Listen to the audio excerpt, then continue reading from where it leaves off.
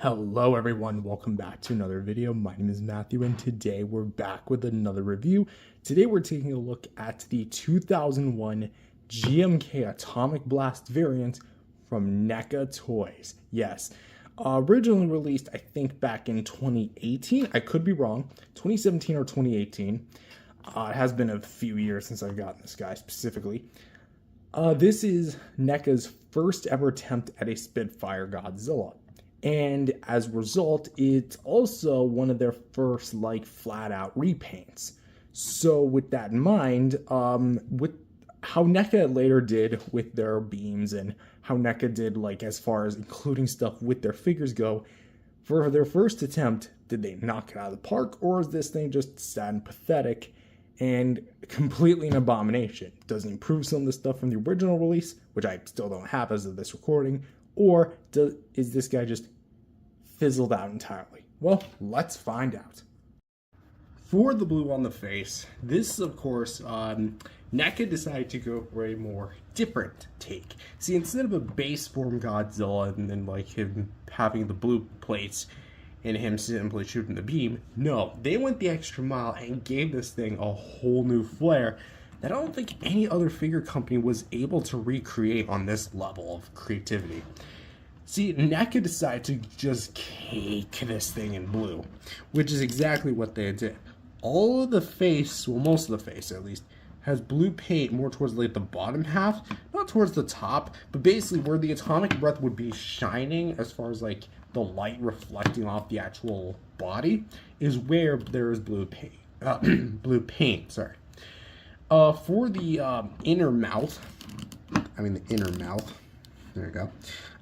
We have a bunch of blue and dark blues and light blues. Sorry, I have cats. That are just absolutely phenomenal. The top, we have a bunch of light blues mixed in with a bit of darker ones to signify the gums.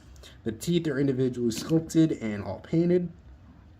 And of course, for the bottom jaw, I don't know why I closed it. We have the little tongue, which is cut off by the hinge. Makes sense. And of course, the rows of teeth in there as well that are more of a brighter blue. And I guess that's part of the reason why I love this thing so much, because I love Godzilla and I love blue. So a blue Godzilla, mwah, perfect combination for me. That said, the face is pretty damn sweet. The neck, however, definitely kind of carries a lot of the blue over. There's a bit of a gap where you don't get the blue, here and there for the jaw, and it definitely looks a little incomplete, I'll say. So there is going to be that unfortunate part of it. But that said, the neck segments look absolutely beautiful and are just done very well, especially the side details where you have more the base detail than up here where you get the more bigger rows of plates actually colored, and it looks very nice. That actually lead into the main row of fins. For the waist, which we'll actually take a bit of a look at here, lowering the figure down like that. For the waist, here we have, or the stomach, sorry, we have a bit more of that caked on blue, and it looks very good. We have the more indigo, dark blue, not really purple, it looks purple, but it's not purple. Hues at the shoulders with more of them towards the, kind of a strip of it going down towards the arms here, as well as the claws, which are actually really well sculpted and shaded, which actually have some pretty good detail on them, which I'm pleasantly surprised about. Look at those razor sharp claws. Anyway, going back, here we have a bit more of the paint at the midsection, which as you can see for the detailed stuff, it's a bit more squared off this time. Going to the arms themselves, just to give you guys a better look at those.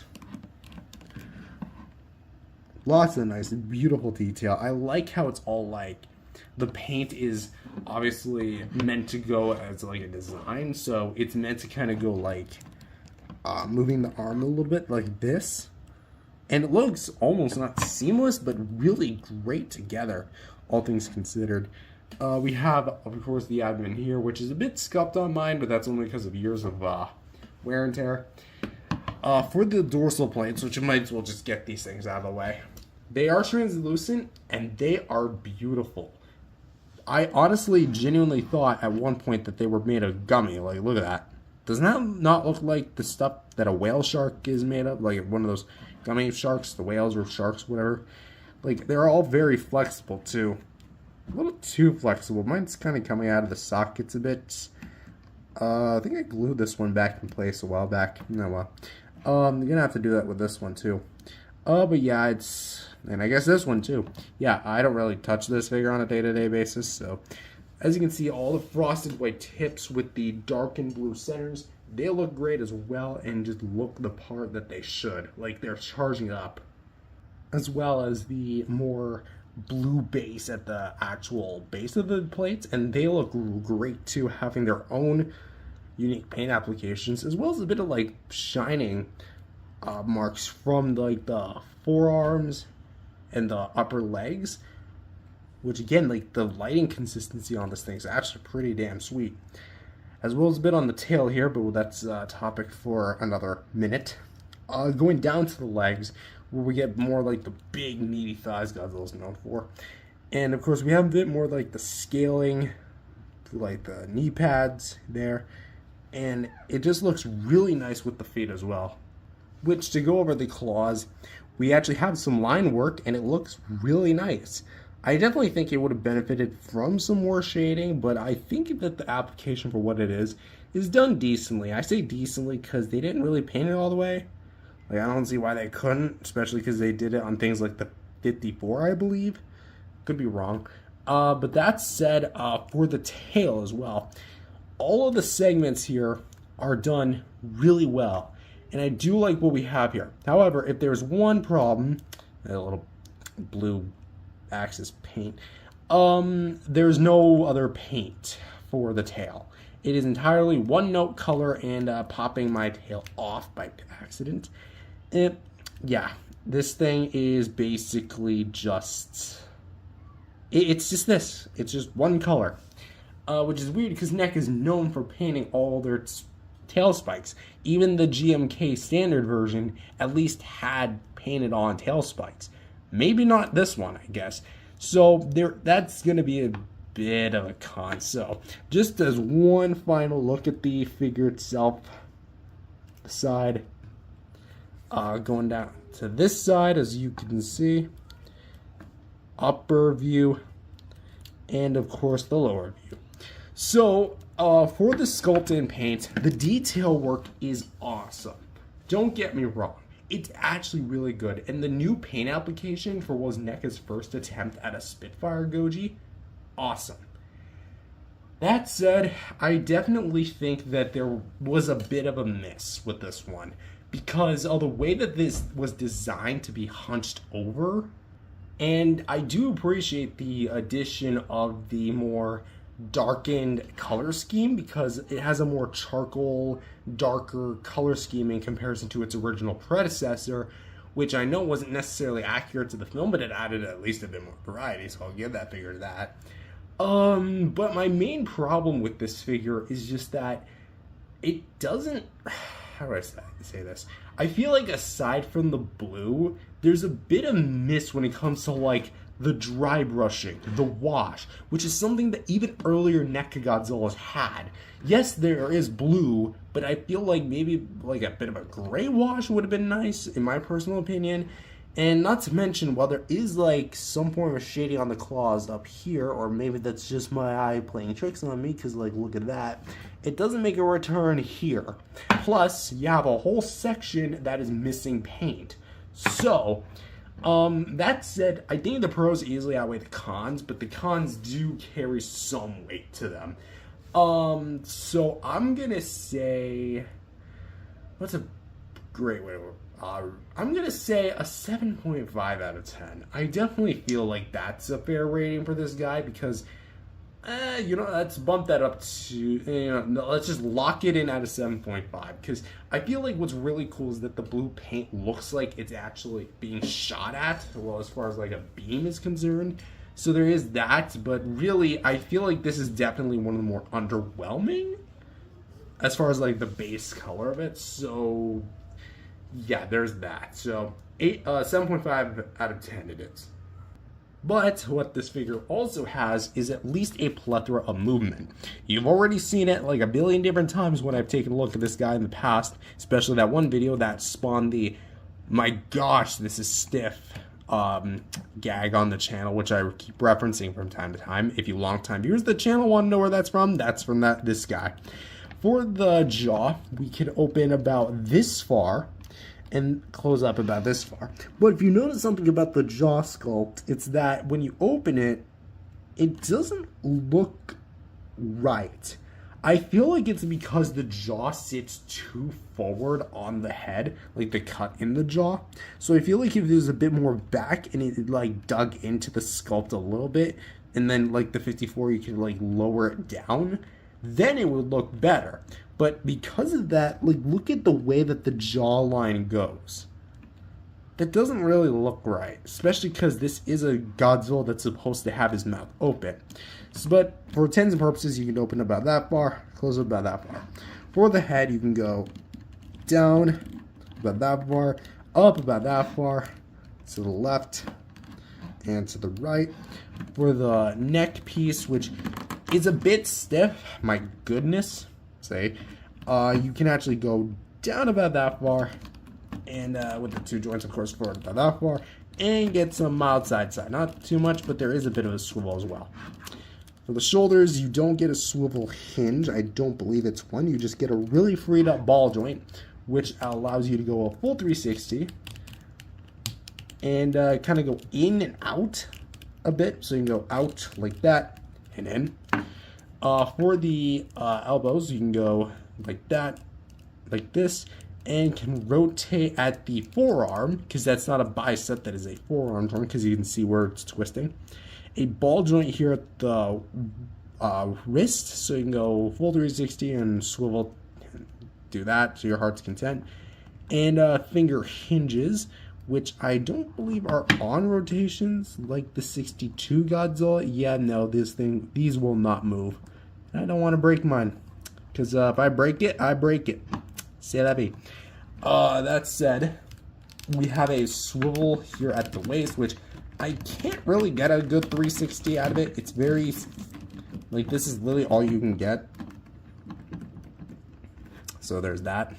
For the weight hips, we can go out to the side, in like that. Can go a full 300, no, actually, no, not a full 360 degrees. I was going to say you can, but there's a lot of NECA Gojis that can do it. This guy's just not one of them.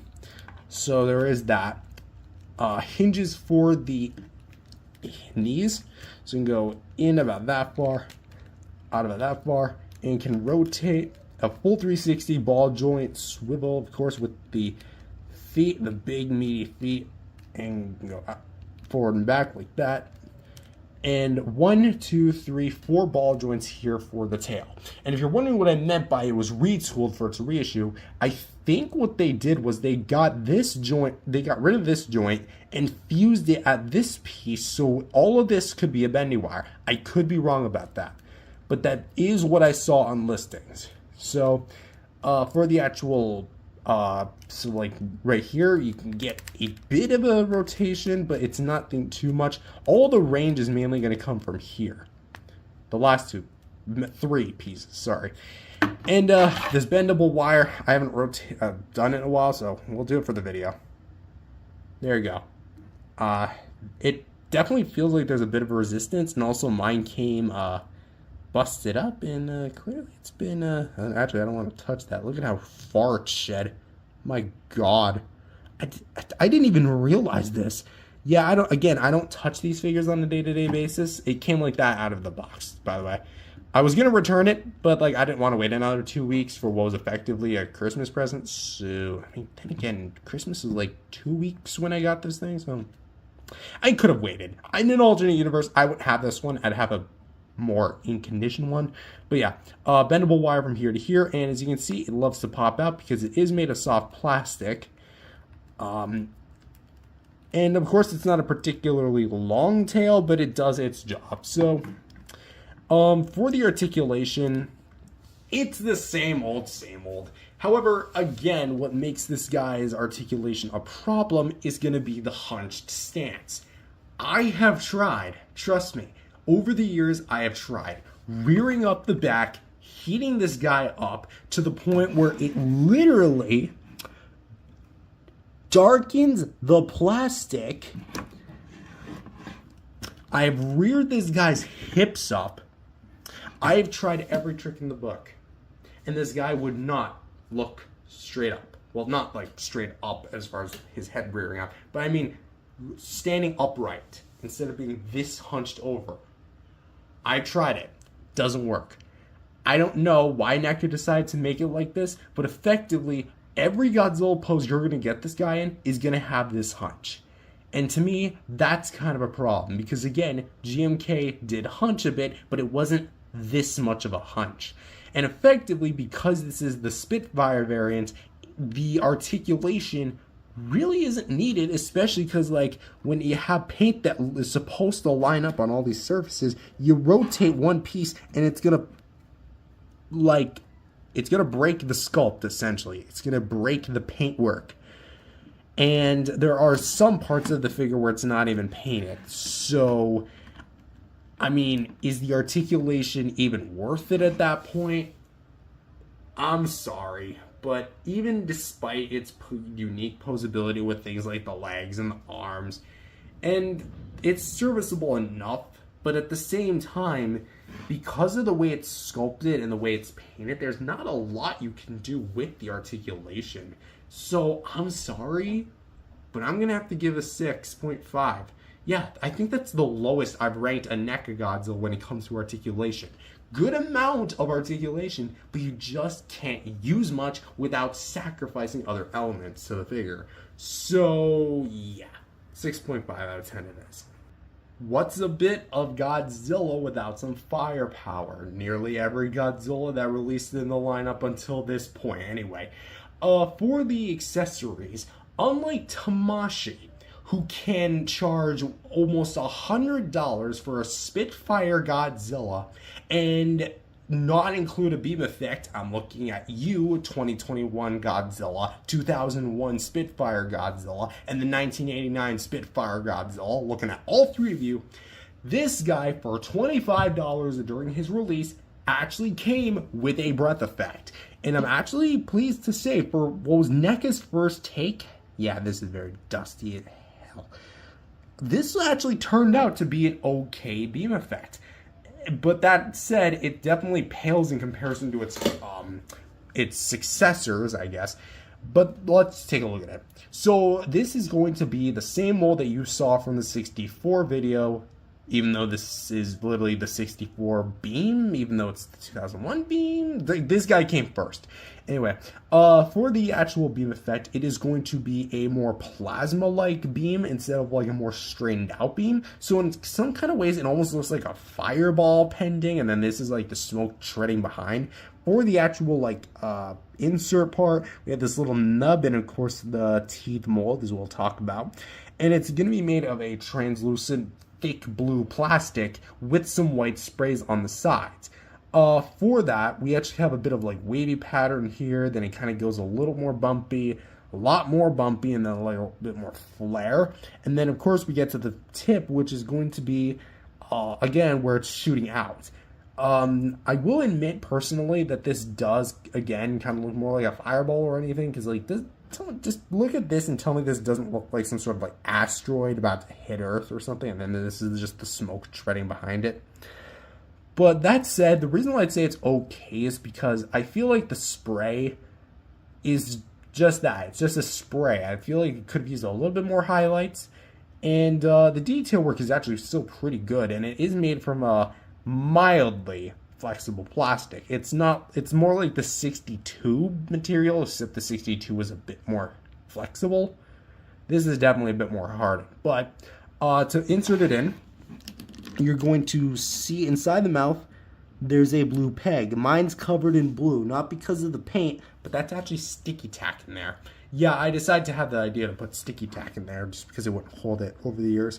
And you're going to see this nub. Notice how it's at a downward angle. You're going to want to insert that into the mouth like this. And of course have those teeth nubs kind of like resting up against it. Close the jaw to your heart's content. Straighten the figure back out, and bada bing, bada boom, you are getting Godzilla to shoot the beam. That said, this is actually an impressive display, and this is kind of what I meant with the beam shining like from the figure. So you can actually kind of lower it, and so it looks a little bit more, I guess, natural, for lack of a better term. What I do appreciate is, I guess this might either be the sticky tack involved or not, that the figure can hold it on its own. It won't droop or sag over time, at least not drastically. It'll sag a bit in the peg, which is why there's a bit of a curve. But as a whole, this beam is actually pretty sturdy, and after all these years, it's actually done very well. So the beam itself may not be the best, but the actual presentation of the beam is really good. So for that, I have to give this thing a 7.5. Yeah, 7.5 I feel like is fair enough for this beam.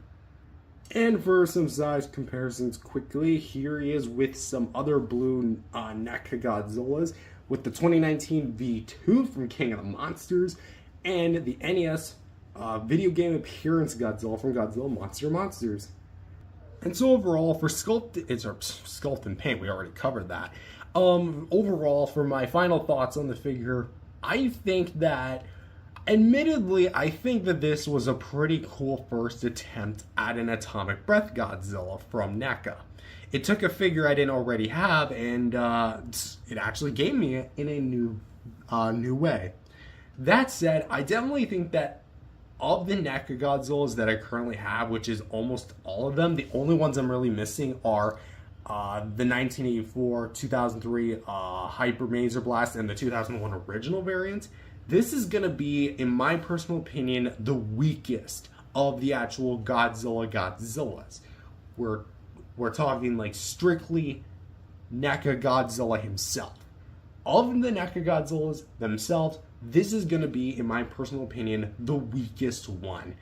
Its sculpt is great and has some amazing details, but it's just, you can't really, the design of the figure is faulted because it's hunched. The paint is incredible, where there's great paint, but there's other parts where there's just not really that much paint. It would have benefited from some dry brush and wash. The articulation, while it has a good amount of it, it's the range and the sculpt that comes down to it because it's hunched and in a pre-post position. And a lot of the paint will get cut off. And the beam effect is great, just not the best beam effect. So as a whole, I think the NECA Godzilla 2001, I can't believe I'm saying this about a NECA Goji, is in some ways a mixed bag in comparison to the others. On his own, he's good, but that's really it. He's good. He's not great. He's not mind-blowing. He's good. That said, do I recommend him? I would say, if you want to complete a NECA Godzilla collection as far as official, legit ones, sure. I would pay no more than $50 to $60 in this guy for mint packaging, whether it be the original or reissue in the poster box. That said, if it's damaged or missing parts or anything and it's still above $60, don't even look at it. Just wait on highest version, because I know that they did make a 2001 Godzilla, or making one. I don't know anything about that figure. I just saw it on BBTS and was like, oh, cool. Anyway, that's about it as far as like my personal recommendations go. But as for my final rating, I'm gonna say a 7 out of 10.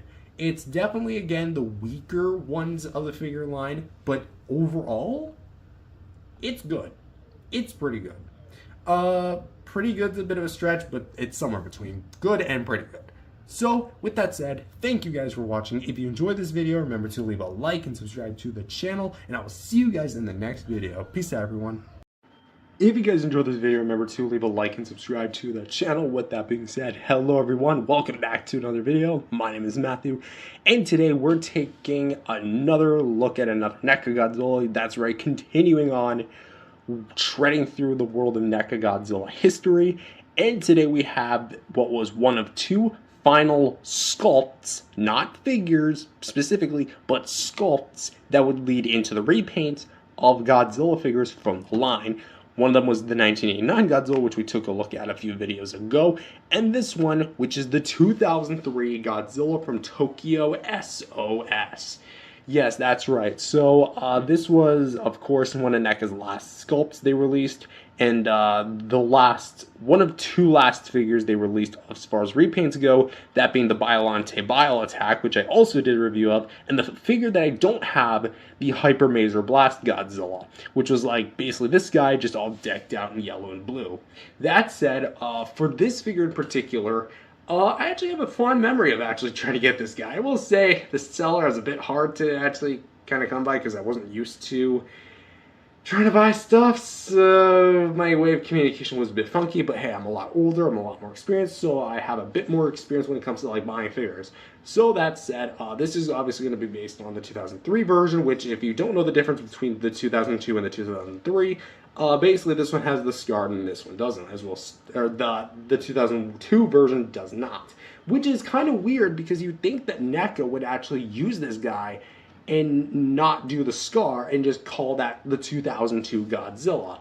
But they didn't. They went the extra mile to just go right out of the gate, make a 2003 Goji, and not really make a 2002 Godzilla, which kind of sucks because I feel like they could have at least maybe tried to do it, just remove the scar and send the prototype off to Toho. I mean, effectively, that's really all they could have done, but that said, we're going to be taking a look at this guy in particular. So, with that said, being the biggest NECA Godzilla aside from the 2014 12-inch tall variant, does this guy live up to the expectations of being the tallest, or does he come up short as far as quality is concerned? Let's find out. When we take a look at the sculpt and paint for the head, you're going to notice something pretty cool, and that's the figure is casted in a pretty much a flat gray plastic with a lot of nice dry brushing, and you can kind of see what I mean by like the kind of dirtier wash on this guy being used. We have the nostrils or the nose, which I will say it's a bit incorrect as far as like where it's kind of sculpted because one's a bit higher up than the other one is. You can kind of see that. But as you can tell, there's at least a lot of detail to be found here because here we have a bit more like the cheeks here where it meets the nasal cavity, and they look really nice. I will say the detail work is just phenomenal. And then we have the standard kind of like oval shaped scales spanning backward to the ears. The eyes, I'll admit, they do look a little derpy, but that's only because the 2002 Godzilla kind of mostly looked up, and I'm getting like tons of cat fur. Again, I have like 3 cats, so there's that.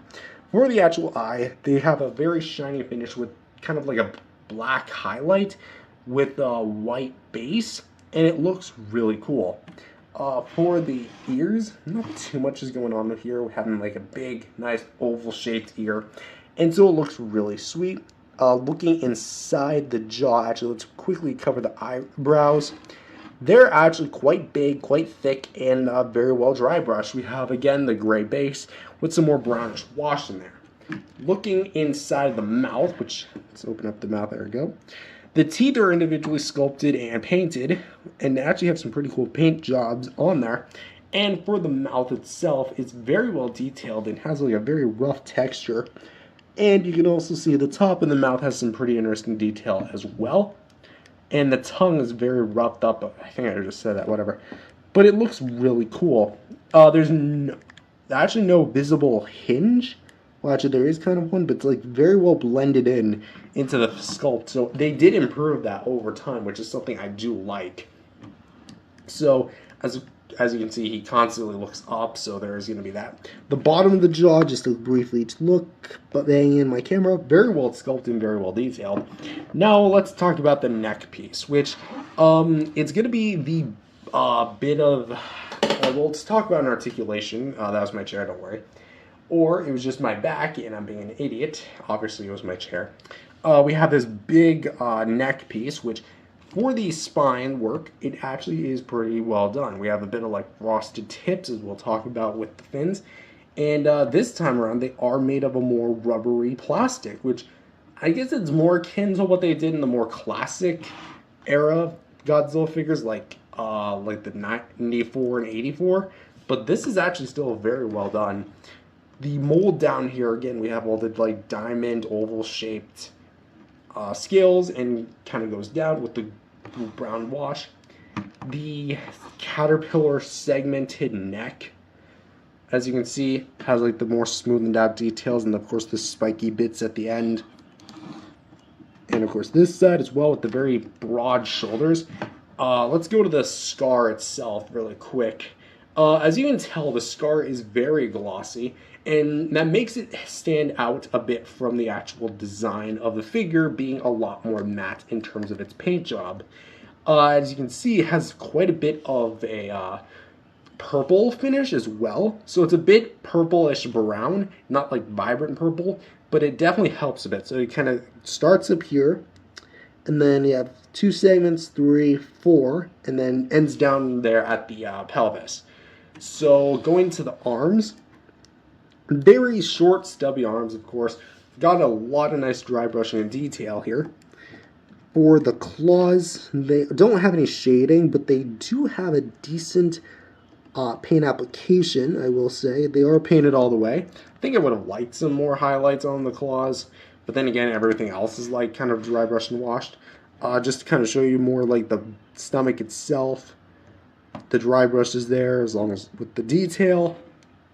Now let's talk about the dorsal plates, like in general, in full, moving back to camera. These are some beautiful dorsal plates. Are they my favorite? Maybe not. Because they do feel, personally, a little flimsy. I think I would have liked a more solid feeling. Funny enough, the side fins actually do have that exact feeling. I think it's honestly because... Nope, that's debunked. They are a separate piece. I thought they were originally part of the sculpt. Nope, they are in fact a separate piece. You can kind of see what I mean. If we zoom in real in, I think that's a little too far. You can kind of see there's a seam line. Yep, that's like literally as far as I can zoom in. So putting it back to order, there we go. For the bigger fins, we actually do get a very well done amount of detail work here, with the gray centers and the frosted white tips that are all dry brushed and washed. Have a beautiful transition, especially the middle rows. And what I always appreciated about the Kiryu Saga Godzilla is that it has a lot more of like a crystal-like appearance than the more, I guess, symmetrical, oval-esque shaped appearance of the Heisei fins. So it definitely spices things up with the overall design.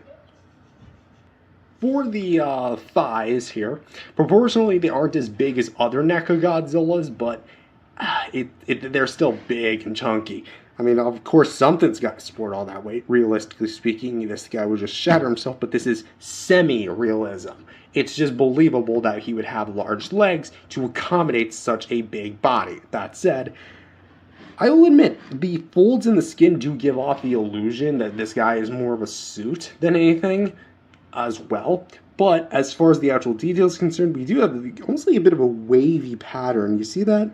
It's almost like a wavy type. And that's honestly something I do like. So it gives this guy a bit more of a unique display presence, because we have a bit of a fold right there, and then we have a bit of dry brushing across the sides with more of the sculpted details, the kneecaps, and of course this side of the legs as well. For the underside of the feet, there and there, with peg holes, and for the actual feet, more of that dry brushing on the feet themselves, not so much on the claws. They do have a good amount of detail, and of course we have the 3 front toes with the back toe right there. It's kind of one note, although they do kind of have a little bit of like transition at the base. I think I would have liked some more detail. But speaking of detail to tail, here is the tail, the longest of the NECA Godzillas in history, coming in at what, 13 inches? This is an absurdly long tail, which, like, to put this into perspective, I don't really have anything on me. Like, this is like the entirety of nearly the entirety of my forearm. That is a friggin' long tail. But going from the base, we do have some of that amazing sculpted work with the dry brushing and all the individually painted and sculpted fins that go right to the tippy tail. And just to kind of roll it over to this side. Looks great, doesn't it? Here's a bit of an overshot of that. All the individual segments. And of course the smoothened out dry brush of the tail underneath. So let's have one final look at the sculpt and paint. So here's this side. Here's this side. Overside, bird's eye view, and underside. So, for the S.O.S.G as far as the sculpt and paint is concerned, while he's not necessarily 100% accurate, you can still identify that this is the 2003 Godzilla. Do I have any pros or cons? I will say the pros are the detail work is excellent. I love what we have here. The dry brushing, I'll admit as well, is personally really good, and I do like it. The only thing I don't really like, I'd say, are going to be the claws, because they are a bit more one note in comparison to a more, not vibrant, but kind of a, what's the term I'm looking for? Bit of a diversive body, because you actually have dry brushing over the base color. And I think this guy would have benefited from some colored claws or shading, kind of like what the 62 Godzilla had. Maybe that's not what he had in the movie, but I definitely think the figure could have benefited. But aside from that, I do love the way that this thing overall looks. And it's also very big as far as size goes. We'll talk about that in the size comparison. But on its own, it's going to be a 9 out of 10. I love what we have here. Articulation time, and this is where things kind of start turning a bit. We have a jaw hinge, which can go, pushing it can go this far wide, shut that far in. For the head, we can go a full 360 degrees and go up some, down some, to the left and right. And you might see there's no segment at the neck. Let me show you what they did. Now, when promotional pictures dropped for this guy, I'm probably using one for the thumbnail, you actually might have noticed that there's no cut here. That is because when they actually made the articulation cuts, instead of like segmenting it on the neck, they actually cut the entirety of like what's essentially like the bust of it, like the profile, and cut it right to the shoulder pads. And essentially the shoulders are now inside of it, and it just kind of looks weird when you pose it. So basically this entire top half moves from the second dorsal plate up. Everything is entirely on one piece, which, I mean, there really kind of wasn't a use for this joint because you can barely get kind of a rotation. It does move a bit. It's just you have to do a lot of finessing. And you can go a little up and down, but effectively, I don't really see the point in this joint because as soon as you swivel it, boom, there goes the scar, there goes the dorsal plate alignment, and here you got this weird, ugly flap. So I don't know what NECA's thought process was. Maybe they just couldn't get a joint that looked cohesive. Like maybe if they try to cut it up here. But I definitely think cutting up down here was not the way to go. I've always kind of found that a little confusing. But on the flip side, when you move the shoulders, these big flaps are going to be on a bit of like a flexible rubber. So it doesn't get a whole lot of the way in the articulation department. So you can get a full 300, maybe not a full 360 degrees, but kind of close to. You can get a bit of like a rotation. And you can actually go pretty far out and pretty far in. The elbows, you can go in like that, out, and rotate a bit, swivel hinge, and rotate at the wrist, and hinges for the fingers, So that's a good aspect. The waist is very nice because you can actually go a bit backward, bit forward, twist side to side, and lean side to side, just like that. For the hips, we can go, oh, not really all that much. It's definitely not meant to be like that. It's mainly kind of meant for a bit of a rotation, but I will admit, these legs are very much limited. I guess it's just because of how narrow they are. They weren't probably able to put like a good joint in there, but come on.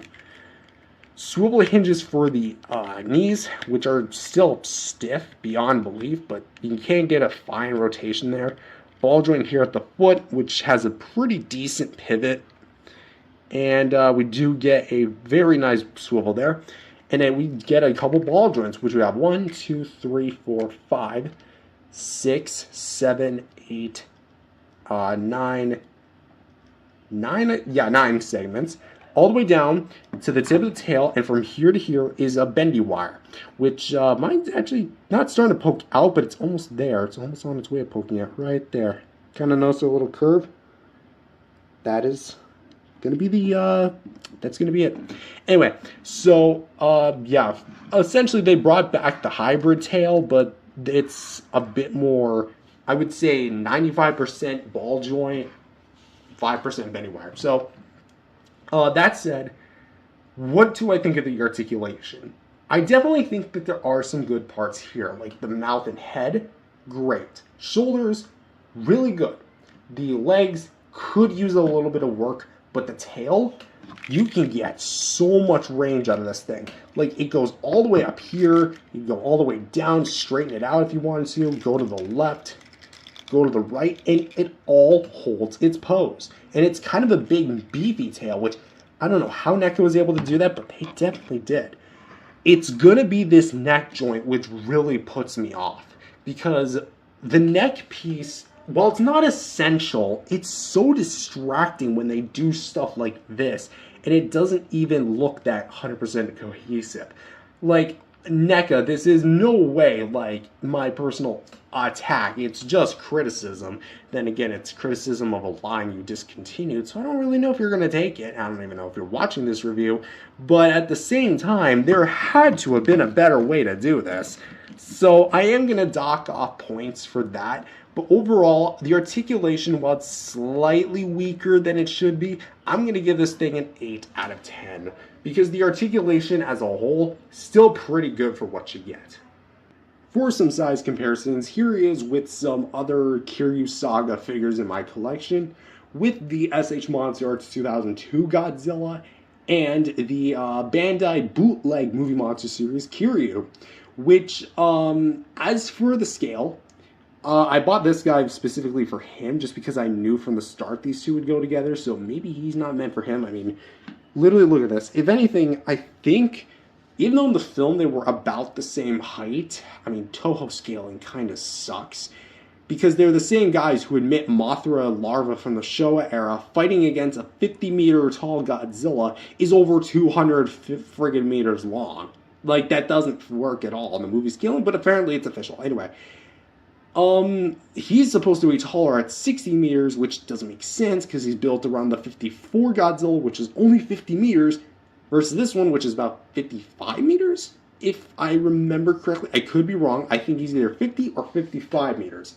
Again, it's been a while since I watched Tokyo SOS. It's been a while since I've necessarily watched any of the classic films, but that said, I think I've kind of rambled long enough. But as for these two specifically, I made a video a while back. I probably will remaster it just like I remastered the Monster Arts 2019-2021 comparison, but you'll see that in the near future.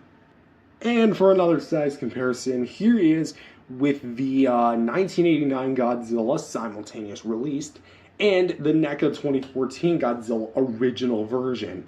And as you can see, there is a clear, stark difference of where NECA started and where NECA ended. Because this wasn't the exact end of the line, but it was the last sculpts they released for the line. If you include the repaints of the Biollante Bio and the Hyper Muser Blast variants of these two. But you might have noticed I didn't cover accessories, and I kind of want to ask something. bringing me to a dilemma, if you will. A Godzilla NECA dilemma. You have two figures that were simultaneously released, both base Godzilla. Okay, what seems to be the issue? This guy comes with a beam effect. This guy does not. They both get repaints. Okay, this guy comes in a biollante, puke all over the place version, whatever, okay. Also includes the beam effect. This guy, while it's not necessarily a Spitfire, it is a variant that is getting charged at and also has blue dorsal plates. Granted, not all of them are blue, but some of them are. And it still doesn't get a beam effect. What was the thought process? Again, just a general question. Why didn't this guy get a beam, but this one did?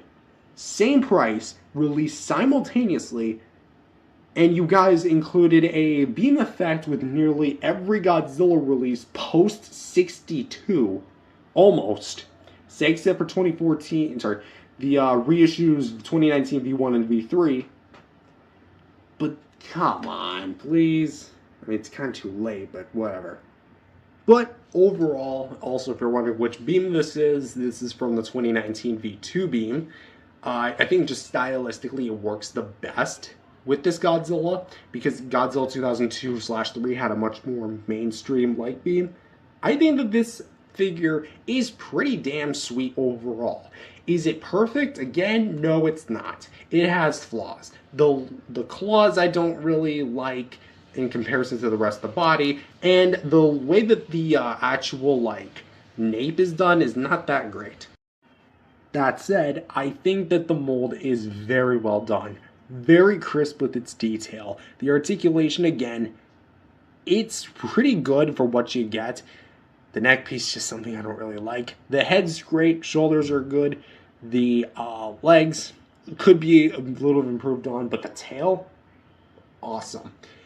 And I do think the lack of a beam effect, especially during NECA's heyday, for lack of a proper term, even though this was nearly the last of their figures, it's a bit sad because they never included a beam effect with this one, and I think that a 2003 beam effect would at least look pretty damn cool. That said, do I recommend this in 2025? You know what? Yes. Why? Because the average resale price on the cheaper end is about $40 to $60 from what I've seen, and if you're able to snag one up for that price, hey, you're walking away a happy camper. I actually had 3 at one point. I gave my other 2003 and actually another 62 to my, 64 to my dad. So if you're watching this, Dad, hey, hope you still have them. That said, I'm going to rate this guy an overall rating of 8.5 out of 10. That said, thank you guys for watching. If you enjoyed it, leave a like and subscribe to the channel, and I'll see you guys in the next video. Peace out, everyone. The Hyper Maser Blast Godzilla Tokyo SOS 2003 version, which it's basically just I don't have it yet.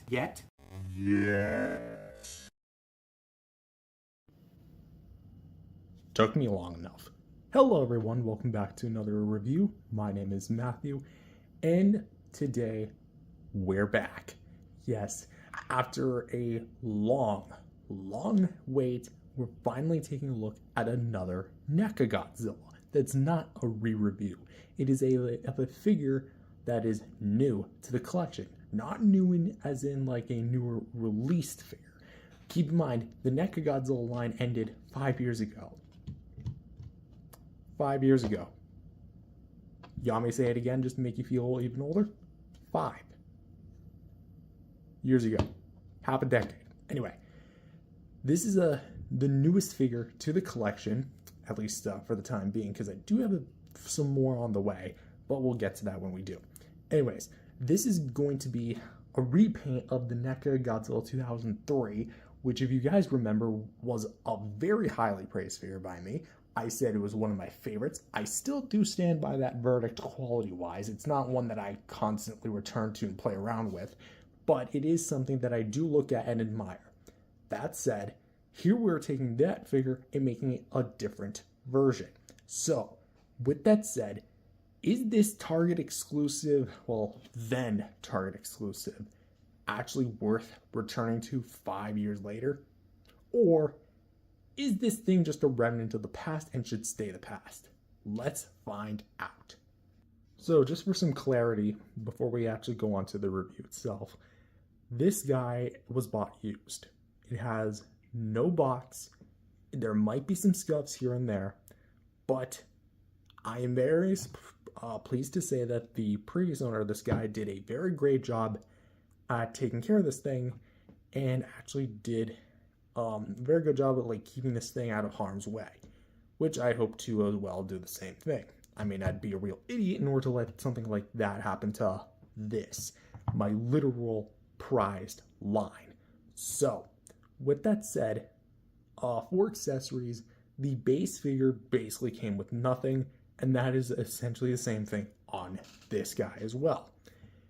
Now, you might be wondering to yourself, does it have any gimmicks because of its flashy colors? Well, when it was listed on Target, some listings on Target's website, when this thing was actually still listed this as glow in the dark. Do not actually buy into it, because this thing might look like a glow in the dark figure. I wouldn't blame you for thinking it is. However, it's not. Regardless of how much light you shine at it, even if you throw it in the sun, it's not gonna glow. Actually, if you throw it in the sun, it is gonna glow into a bright, fiery red inferno. The only NECA Godzilla that ever glows in the dark, at least I think, actually does glow in the dark, is the Reactor Glow Godzilla. And even then, that was a Loot Crate exclusive released 2 years prior to this thing's emergence. So no, this thing does not glow in the dark. Same goes with the biollante attack, something I did fail to mention in my original reviews, but yeah, I'm mentioning it here. So, for all intents and purposes, it's not going to come with any sort of accessory. The box is not an accessory. The tip of the tail, for many years, I've said was an accessory. It's not. It's just assembly required. There's a fine difference between those two. So, we can get straight into the actual figure. When taking a look at the sculpt and paint for this guy, again, it is a repaint of the previously released 2003 Goji from T.O.S.G. So this guy is going to basically share the exact same base sculpt and paint as that guy. Same base paint job, same base sculpt, all the works. So let's go ahead and just kind of like rehash it. The eyes, very well done. I like the fact that they're simplistic yet so full of near life, because you have this big black pupil and you have the white eyeball around it, which is more like an eggshell white, to be honest, and then you have like a bit of a black outline, which gives the look like this guy's like say just wearing mascara, or maybe he's gone to some sort of concert, as well as the very nice, like nicely done brow, and then like all the different sculpted details with the dry brush over it. It's very much full of like that dry brush wash you get throughout the entire figure. The nostrils, kind of realizing that they're a bit like misaligned, like one sunk down than the other. Interesting. But you got a lot of like the nice facial sculpts and details, of which you also get the yellow on the lips here, that are like shining from where he's getting hit by the maser cannon.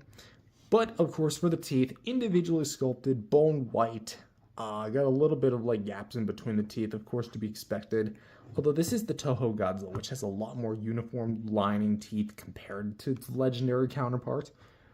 For the upper row of like the gums here, where we have basically like the same kind of like maroon, very dark, brownish red. Same with like the tongue with like its fold and details. I do like the way the tongue looks. It's very long, slender, very angular. And again, all the teeth are individually sculpted and painted. So, going down to the bottom jaw, which I feel like we should address this. That is very much... I'm kind of torn on the yellow here. Because I understand it's kind of meant to be like, okay, he's getting hit here. The light would naturally be reflecting here. I feel like personally, though, they kind of went overboard with the yellow on the bottom jaw. Granted, it is the bottom jaw, and it does, you're not going to be naturally flipping Godzilla up like this, especially if it's a paint scheme related thing where the articulation breaks the illusion.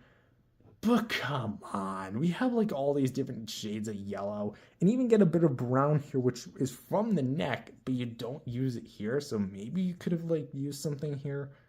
I don't know. It almost looks like a jaw for an unused King Ghidorah figure. Oh, the what ifs are just flooding back. Oh boy, poor NECA. Anyway, so the ears are back with the sculpt and details. Well, the top of the head got some nice detail, of which for the neck, we have more like the yellow here, which are going to be like the outer neck pieces, which are going to be kind of like very well done, which we have like the yellow tips of it, and then in between we have like the brown, which again gives it like a lot of nice like texture and detail. Again, I just love that you can rub your finger on this thing and you can feel each and every bump and crevice. And you also can get some like white here to like line up the scar, because like the scar itself begins up here, and you also get like a fair amount of white up there. For the sides of the neck, we get more like the extra yellow. And personally, I think like this works great in concept, but I don't know. I get it's supposed to like make him look like he's getting electrocuted, but something just feels off about this. I don't know what it is, but we also have the first instance of the purple here used, which for the shoulder pads, again, the purple of which kind of gets highlighted a little bit more back here, but we do kind of like have that color clashing with the yellow, so we got like a Wario Waluigi Godzilla going on here. I can't really do a good Wario voice, so I'm gonna try. Yeah, no, I can't do it. Sorry. But yeah, here we have the dorsal plates back here, which are very rubbery. This one's a little pointy, but we have the dry brushing here as well, making a return. And of course, we have like where it kind of gets like a little bit bigger towards the back plates. Don't worry, we'll talk about that one in just a sec. But yeah, again, it just looks very uniform, very nice, and very cool. I also like how it's not the same on both sides. So that is a plus. Next, we come to the scar, which is where he's getting hit. Admittedly, I love the way that this thing looks. It's really like emphasizing the scar where it has like all the yellow and such. Sorry, like the white over the yellow and then kind of like over the brown. So it's really like if something was NECA was ever good at, it was color gradations or color gradients, really making it look like it's lighting up. And even up towards up to NECA's end of the line, which I think this is one of 2 final figures they released, this really did put that in the bag here. We also have like a bit of like, there's like a little accent of blue right here, which I got to assume is from the back plate, of which are actually glowing. But it almost looks like some parts are green. And I know that's just like the base color of the figure mixing in with the paint, but it's interesting to really think about. For the shoulders, we have the, just going to flip the hand around here, the all-encompassing yellow here. We have the brown, and then we have the bright yellow, more speckles of the white here. For the claws here, again, same base paint and colorization as the original, bit of dry brushing here for this side. And then this side, we actually have like some purple on the nails, which is really cool. And of course, we have some of the other colors here, which are going to be primarily just yellow here on the palm. If I do take issue with one thing is that the paint on the hinges don't like go all the way. So like here, you move the hinge back and there it kind of gets a little cut off. So you do have to kind of like realign everything. Same thing goes on this side where, again, you get more like the yellow here on the bicep, brown, back to yellow, then back to the purple and brown with the claws. You know what the purple kind of looks like? Pen ink. I know, it's very weird, but I have a history with pens and Godzillas.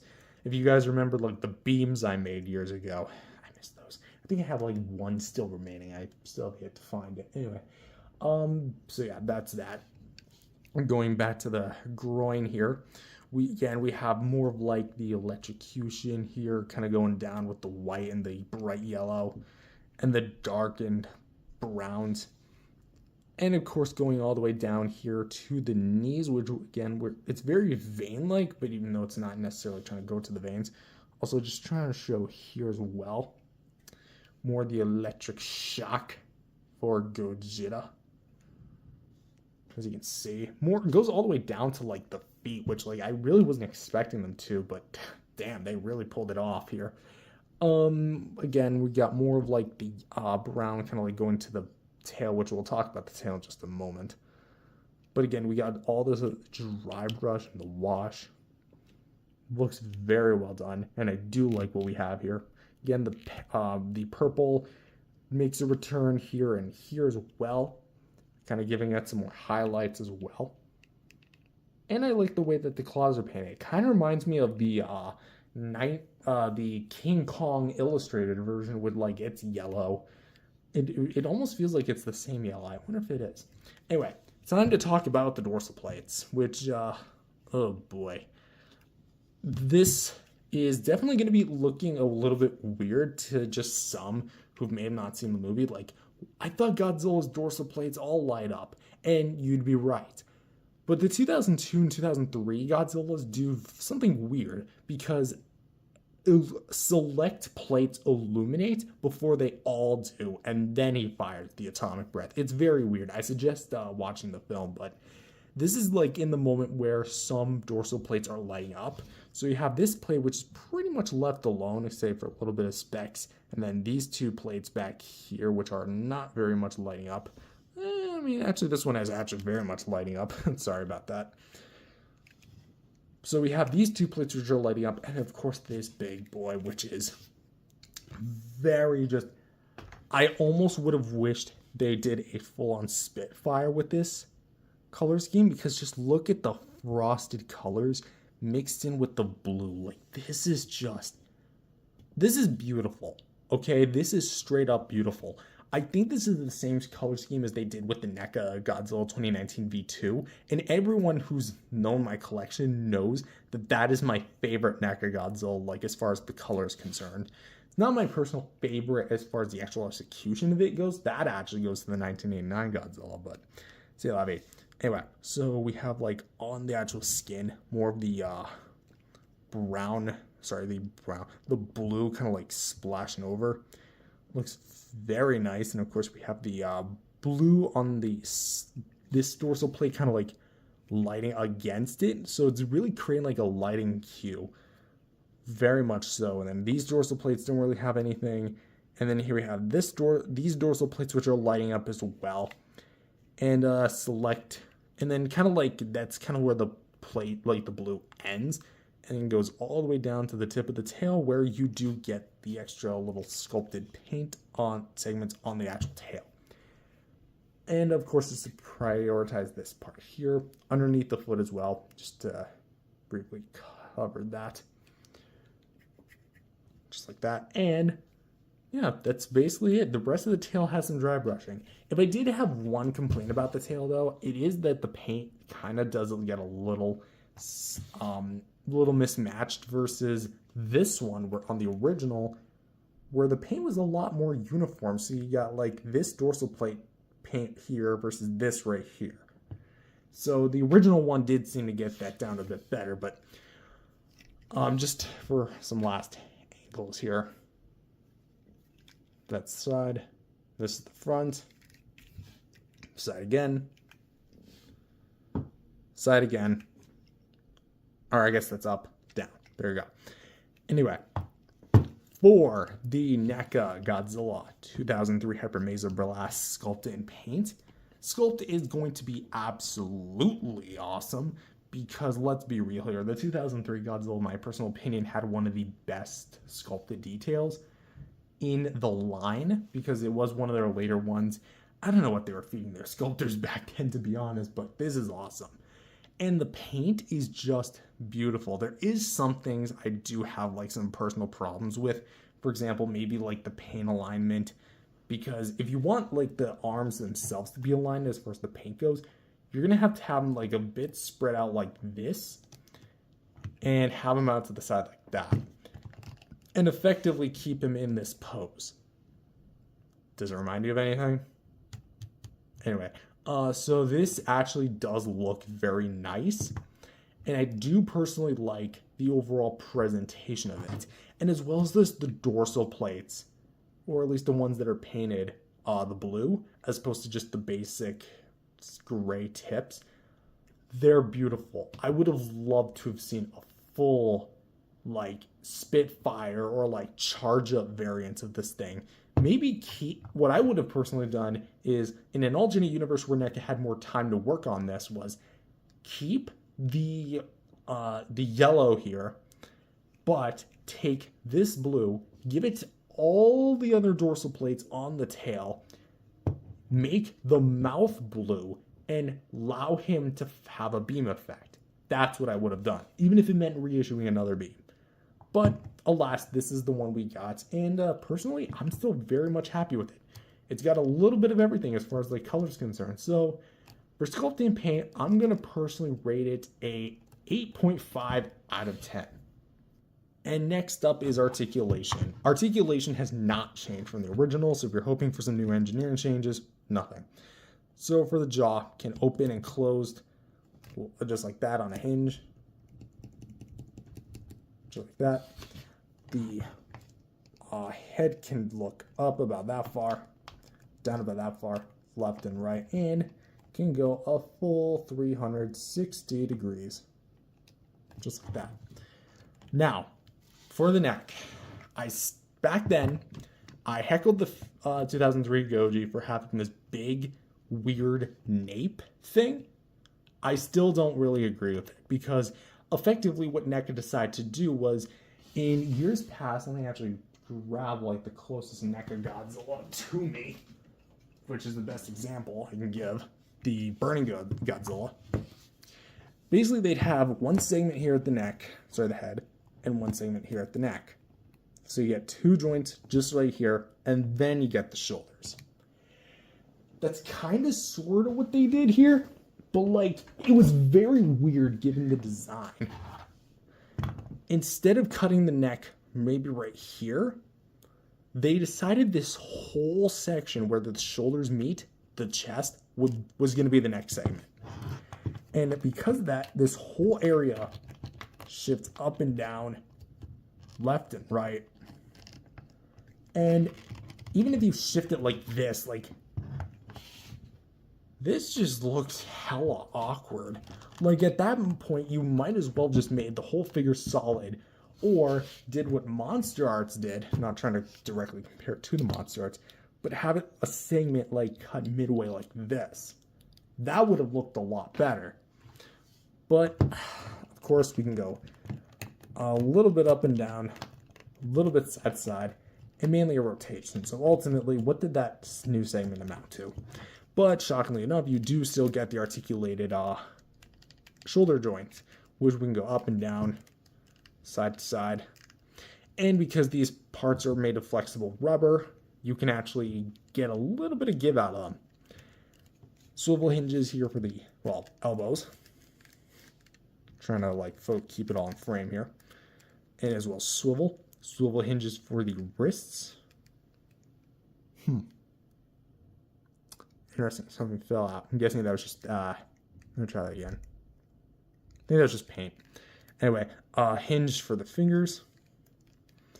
Ball jointed ab crunch, so you can take the figure, go down with it if you do so please. Go up and down like that, side to side. A little bit back and forth, just like that.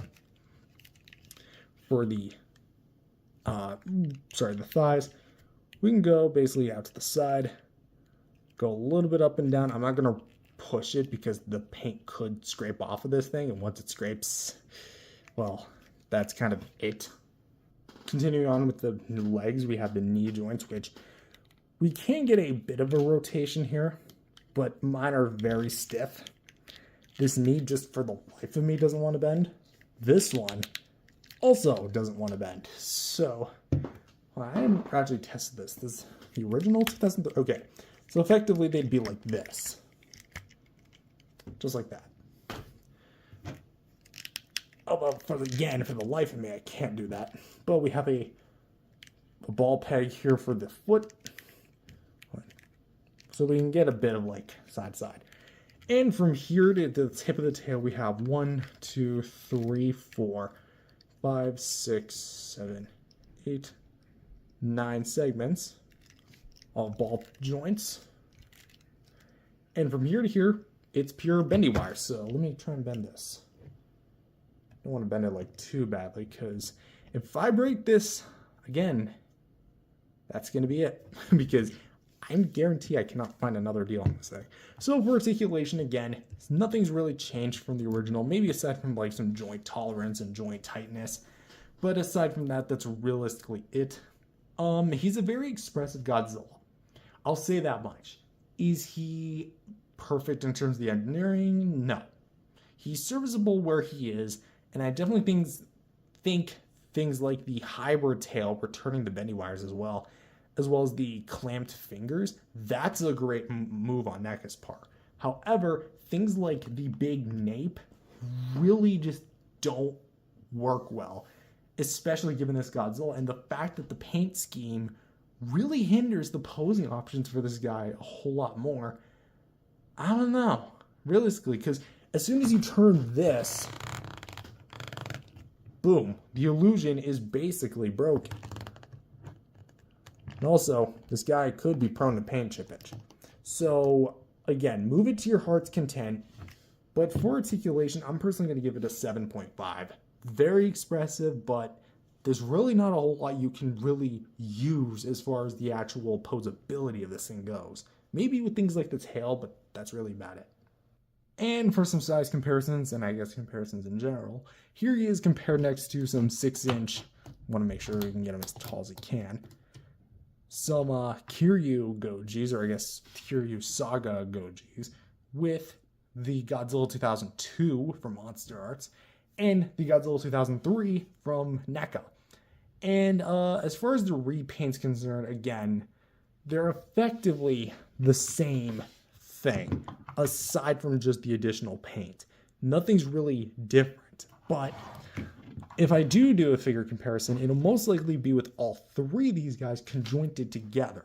So really settle that. Who knows?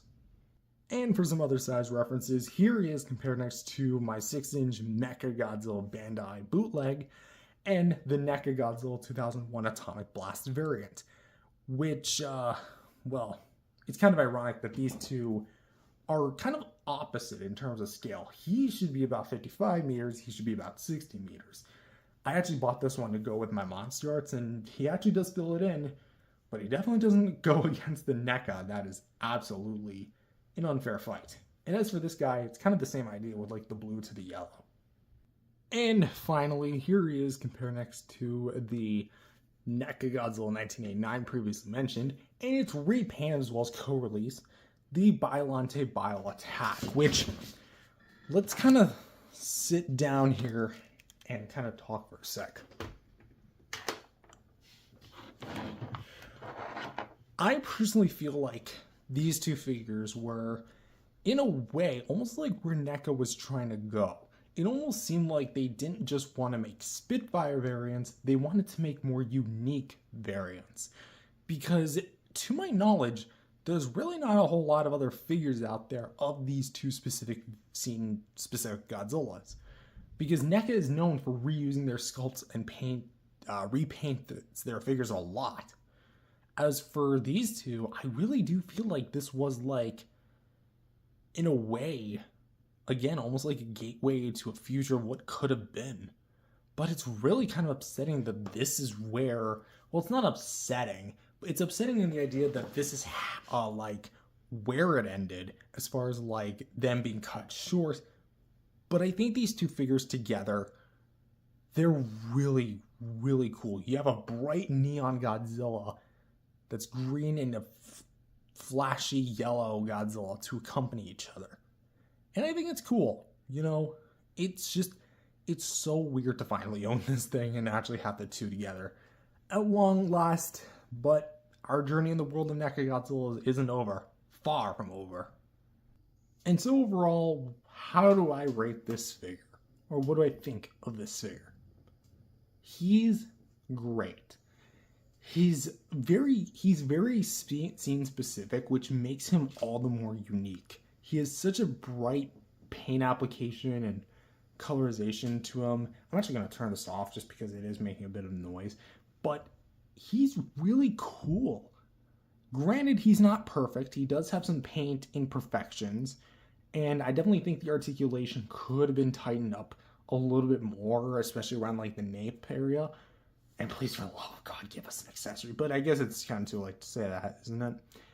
But he's so cool in the sense of like, he flashes right up on the shelf. He definitely deserves a presence within like your collection if you're really planning to collect this thing.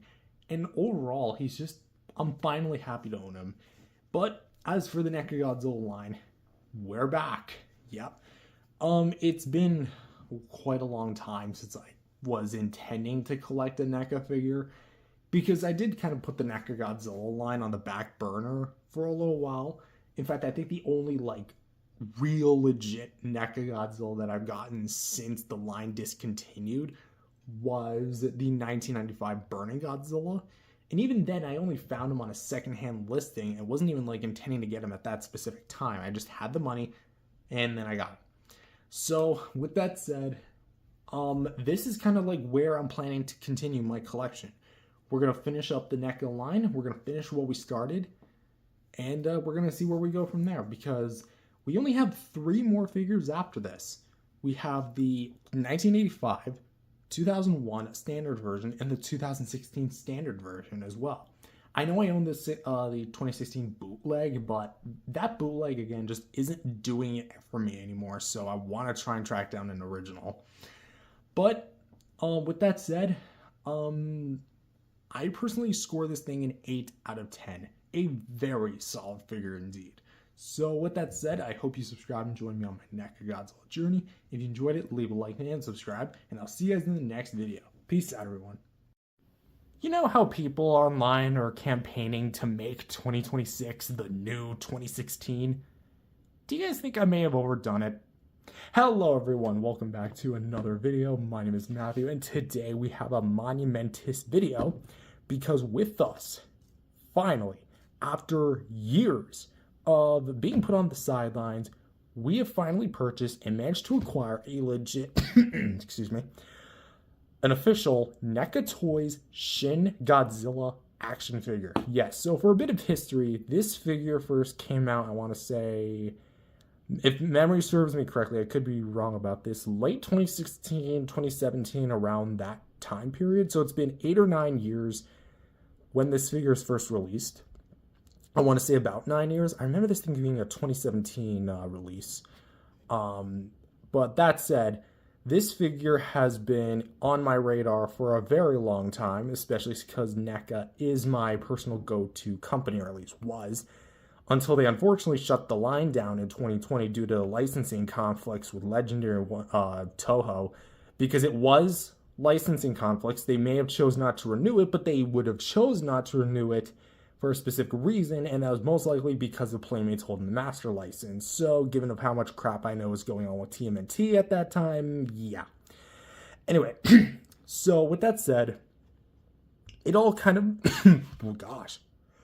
Don't worry, I'm not like sick or anything. I probably just caught some cat fur in my throat because we do have like 3 cats and they tend to run around the place, so it does get a bit fuzzy anyway. So yeah, this thing has been on my radar for a few years now, and finally I'm now able to own it. For the past few years, if you've been keeping up with the channel, I've been owning the bootleg Shin Godzilla, which I actually have right to me on the right hand side of your screen, which is also my screen, so thank God it's not flipped. With that said, this is, yeah, we're actually going to be taking a look at the NECA Shin Godzilla. So, with that said, is this thing worth going back to, or should we just let Monster Arts and Hiya Toys run around with the Shin license? Let's find out. For articulation, yes, we are doing the articulation first. Why? Because there are some things I want to talk about the sculpting and paint section, which might take up a large majority of the video because I do have some interesting things to say about that. So, let's start with the articulation here. For the jaw, it does open and close on a hinge. Let's try to get it in a position where we can. There you go. So it can open and close. It does kind of go a little far, but it does kind of like stop with the membrane. So open to your heart's content.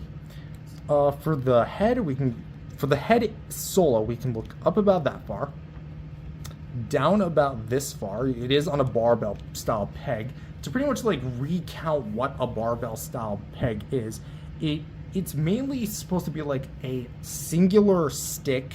Like pretend my finger's the stick, and there's two ball joints on each side. So effectively they go in two sockets, and that allows you to get a maximum range of movement. So a lot of the joints on this figure are going to be made of that barbell style ball joint, so you're going to be seeing that a lot. As well as it can also go side to side and rotate quite a bit. Just trying to readjust the head. For the neck, we can go down actually very far, back up more or less here to the left and to the right, and can rotate. So you can see that. The shoulders can go back and forth and swivel up and down, and can also slightly rotate. It's very stiff because of the size. Here for the shoulder, or the elbow, sorry, we have a hinge, so we can go back and forth and rotate. Swivel hinges for the wrists. This was, I think, I could be wrong about this, but this was the first instance of a swivel hinge on a NECA Godzilla for the wrist. So again, I could be wrong about that, but at least like release order wise. For the waist, we actually do get a bit of like rotation here. Not so much up and down, but we do get a bit of like side to side. So it's a bit more flexible than that of like the 84, but not by much, I'd say. For the hips, Shin had big hips that didn't really move, so you don't get like a whole lot of like to the side motion, but you do get a very nice rotation here at the leg, which allows you to go full 360 degrees. For the knees, we can go in about that far, bend in like this about that far, and can rotate a bit. For the foot, we have a ball joint here for the wrist, for the breast, the ankle, or the shin, badum ching, and can rotate all amounts. Trying to get it back into a good, serviceable position. And for the tail, we have 1, 2, 3, 4, 5 ball joints that all move in unison with each other. And from here to here is a metal wire. However, given the age of this thing and how rare and delicate it is, I am not going to be using that because I don't trust that. And it's also why I want to talk about the sculpt in the next segment, which will also be grading alongside the articulation, because I feel like in this special case, they really go hand in hand. But if you want my general consensus on the articulation, I think that the articulation here is, well, for some part of it, serviceable. It has just about the same amount of articulation points as all previous NECA Godzillas did, having X amount in the tail, a bendable wire, ankle joints, knee joints, foot joint, waist, arm, elbow, wrist, one neck, one head, and a jaw. So effectively, it has all the right articulation points. However, I don't believe you're able to use a lot of it, which will segue into sculpt and paint just a minute. But a big problem with the NECA Shin Godzilla is that it seems to have been designed with a pre-posed look. And that's especially evident when you look at things like the tail and the head. See, the original prototype for this guy had a much larger head, which it was this mold specifically, but it was a bit bigger than this. And it was revealed at Comic-Con, I think. Toy Fair or Comic-Con, one of the two. And much like the 84, there was a bit of like backlash from various collectors around that time, so they shrunk down the head as a form of constructive criticism, thinking that it'd be okay. Little did NECA know that would only cause more problems, because I don't think that because of the head size, it looked proportionally enough to the neck as far as like this top dorsal fin goes. However, it seems that the head, when posed up, it doesn't look right. You see what I'm saying? Because Shin Godzilla doesn't really move his head in the film.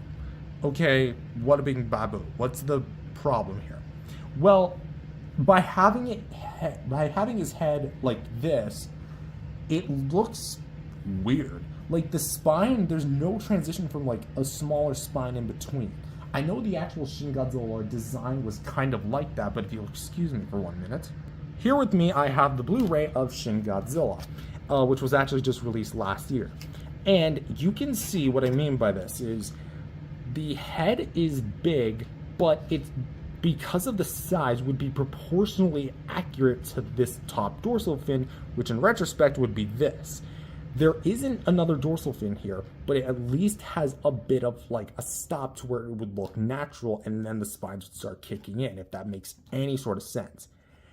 But even like when you have the head down on the NECA, or at least the final result, I'm gonna angle my camera up here a little bit,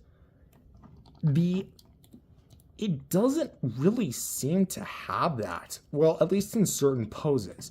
Because when it's down like this, it looks fine, at least for the most part. When you have it like this, it just doesn't look that good. Another case in point is going to be, moving my Shin Godzilla Blu-ray, is going to be the tail. The tail was sculpted at a curved angle. Now, it is true that it's technically Shin Godzilla's basic pose or render in the film, where he has his tail kind of like down like a normal Godzilla. Then starting at this section, it goes up, curls a little down, and then swirls back up to the very skeletal, meaty, flesh style part. I'm trying to get that to focus, but it's focusing on the background stuff. There you go. You're here to see the neck of Shin Godzilla, aren't you?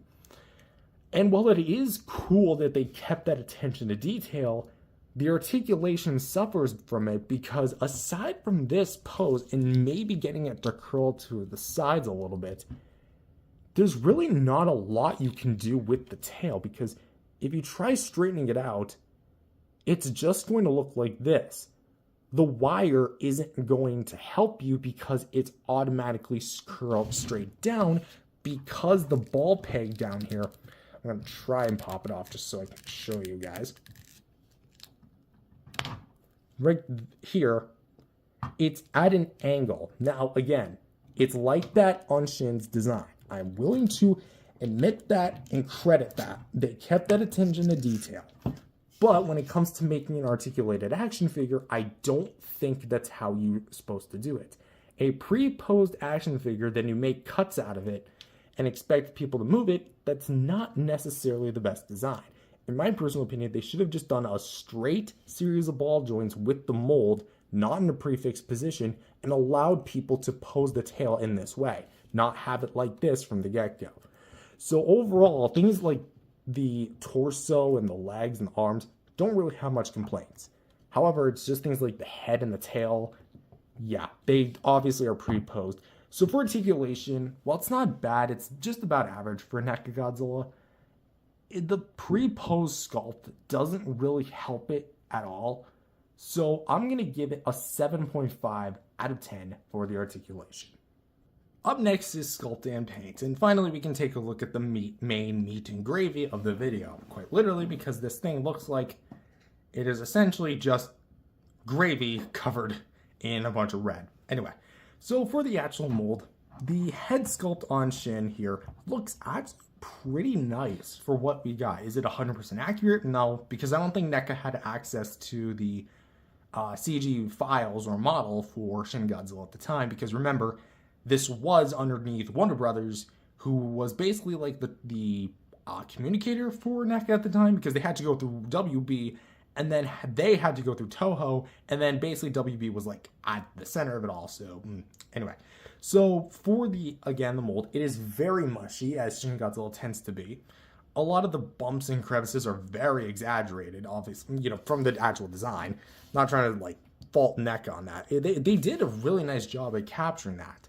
And in fact, they went a step further by giving him the beady little eyes that Shin has, as well as the blood red accents throughout his body that really cover him and just look really gross. And it looks very, it looks very wounded.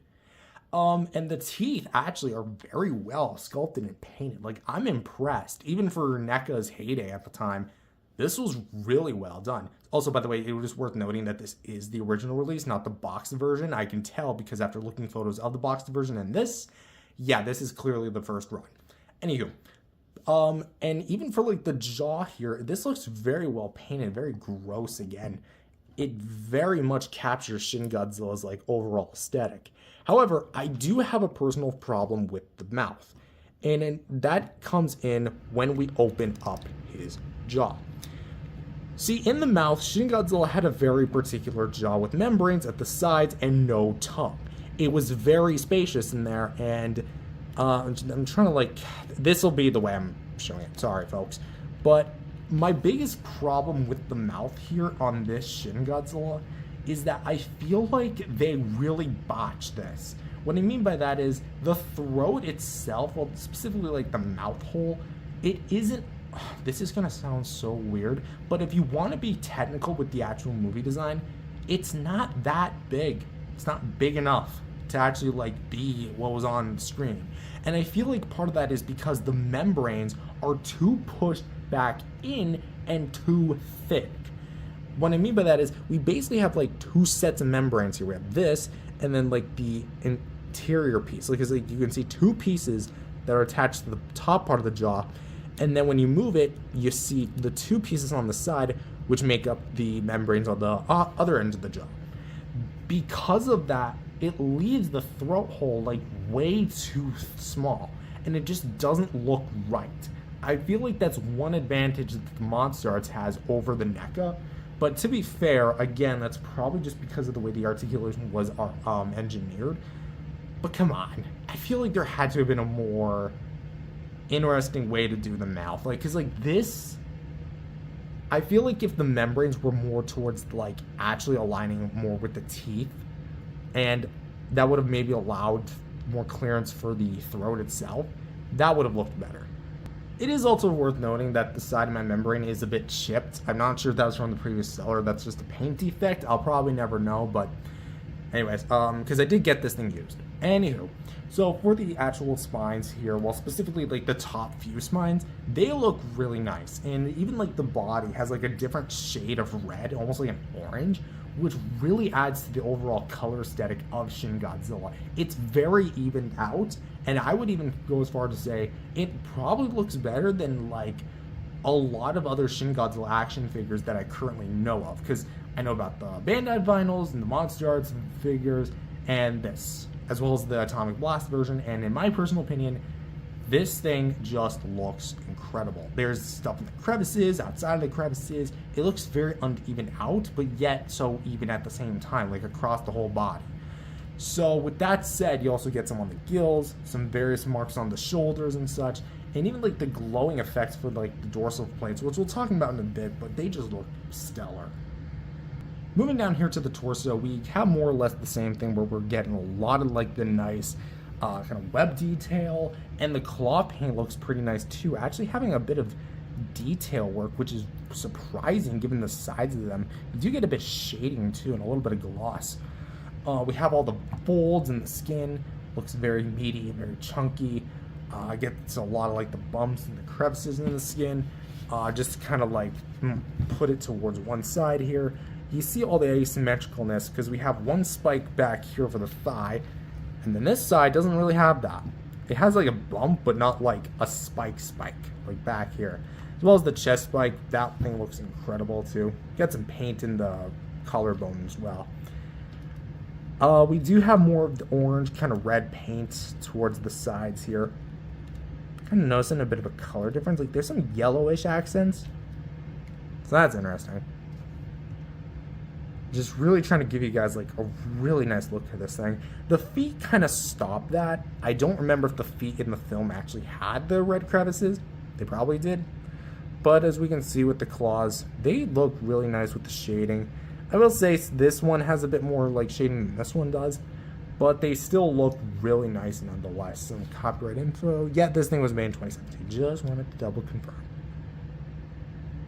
So as you can see, yeah, this is when they were still under WB. And let's talk about the dorsal fins. Just Now, I am, like, aware that the dorsal fins might be a bit too, like, thickened out, but I guess that's only because, like, in the film, they were pretty thin fins. They weren't small fins, they were pretty thinned out. So NECA just decided to puff them up a little bit, make them almost like the 1968 Bandai vinyl. Not literally, but figuratively. And the red just looks, I'll say this, maybe a bit heavy-handed, but they look really nice. Because for the base, we have the orange kind of coloring, and then as it goes on, we have a bit more of a red, which orange is typically brighter than red. So you do get a bit of a color gradient with the dorsal plates here. Also, they are made of a more rubber feeling, so you don't have to worry about hurting yourself when you handle the figure. And it looks very nice and very natural. And now we come to the tail, which, again, like the red just seeps through. I will say that there's a bit of like a transition where it kind of gets a lot of it and then kind of fades out until you get to like the skeletal end. But you just see all like the amount of detail with this tail. Detail, da-dong-ching. 2 da-dong-chings in one video, and I guess that was the third. But to just show the dorsal plates here, they look absolutely phenomenal. Just straight up amazing. And even see where the black spines are painted as well as the red. Like, they keep the glowing effect really well. And then we come to the actual tail, well, skeletal end of the face, well, the tail. Here's a little context for those that haven't seen Shin Godzilla. The tail itself is comprised of a bunch of other organisms within Godzilla himself. So, essentially this thing is a secondary Godzilla growing out of Shin's tail. And in the movie design, there is something that looks like a second face. The figure does not have this. In fact, the only remnant of the tail face that it has is this little tiny nub that kind of looks like the head, but there's really nothing there. Also, it does have those infamous like Cheeto chunks, which like I'm not exactly sure what those are supposed to be. Like, are those supposed to be bone? But the bone isn't painted white, it's painted black. So what even is this? I have no clue. I'm just gonna question the paintwork at NECA for that, but aside from that, even though we're taking this all into account, the sculpt work is very well done, and I'm vastly surprised at how well this sculpt turned out. For articulation, maybe not the best, but for like an actual Shin Godzilla design, this is very well done. That said, my only real cons would be maybe the mouth, definitely, and the Cheeto chunks on the tail tip. So really, that's kind of about it. So I'm going to go ahead and say I rate this thing an 8.5 out of 10 in terms of sculpt and paint. Very nice.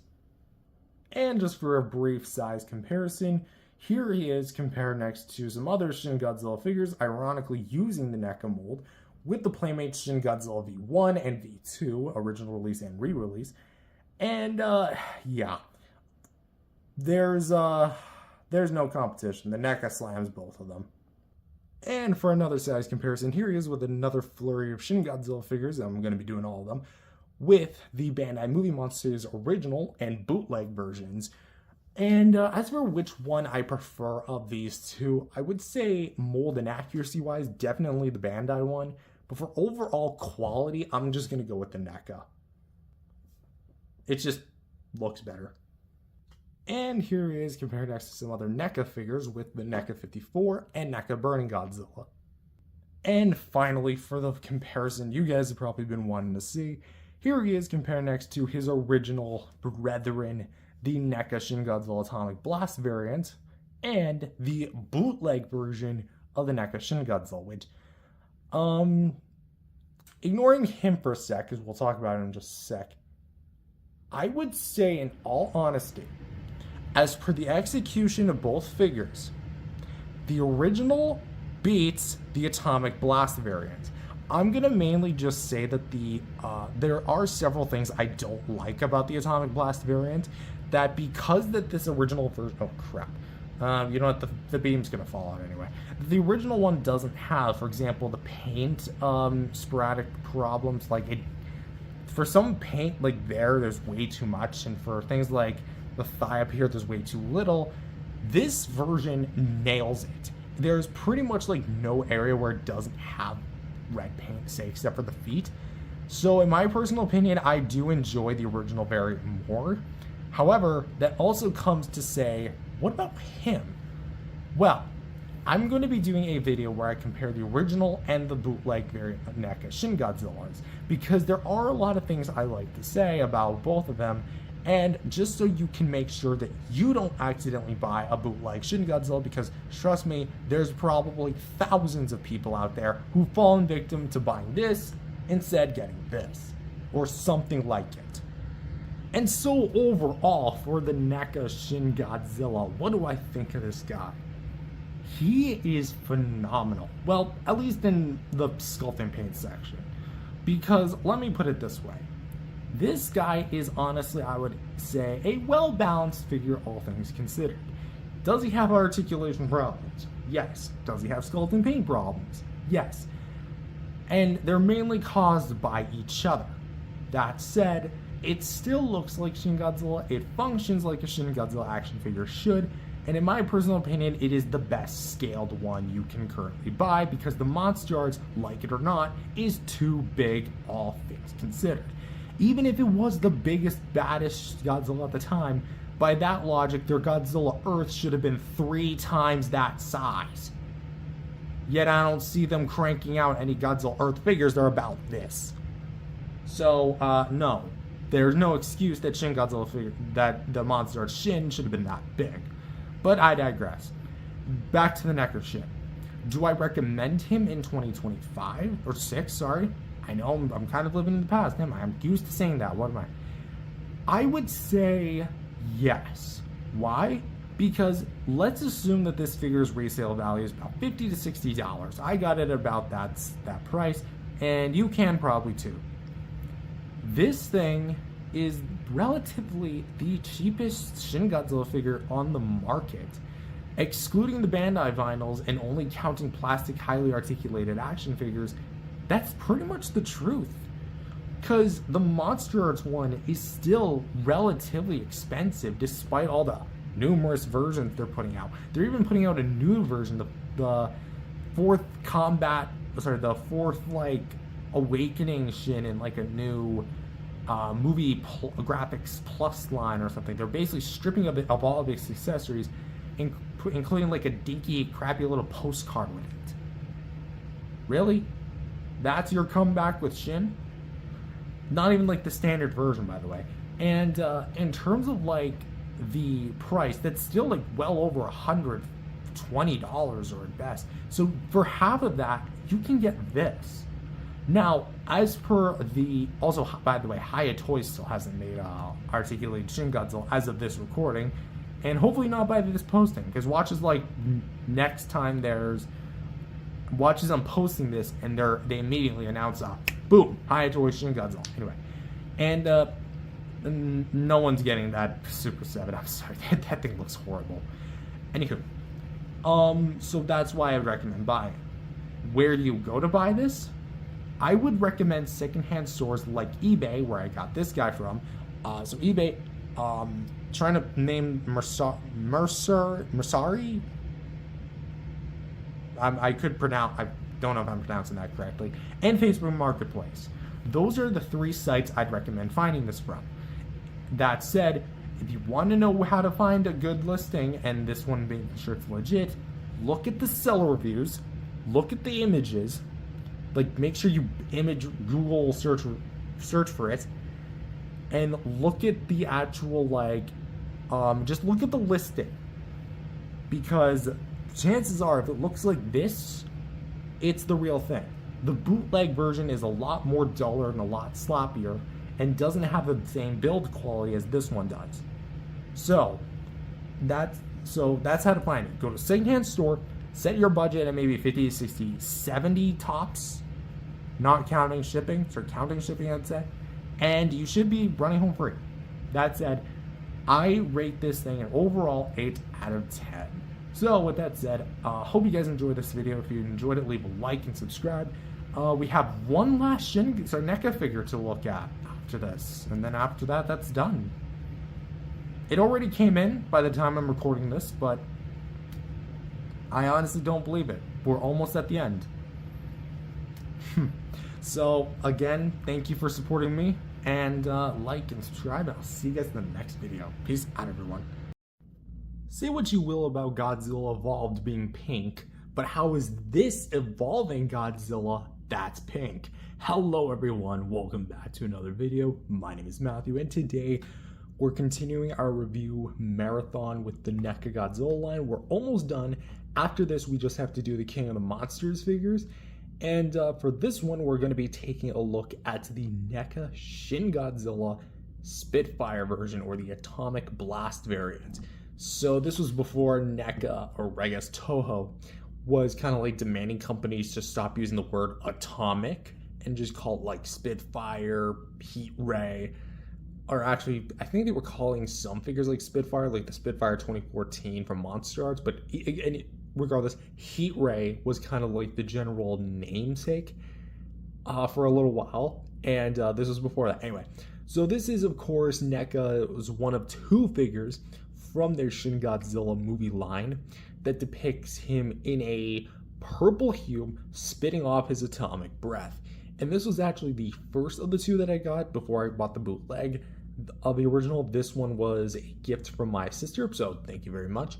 Of which this is still in actually decent condition. Has it been used? Yes, it has, but it still has got quite a lot of merit. So with that said, we're going to be taking an updated 2025 look at the King of Monsters in pink. Technically purple, but it's pink.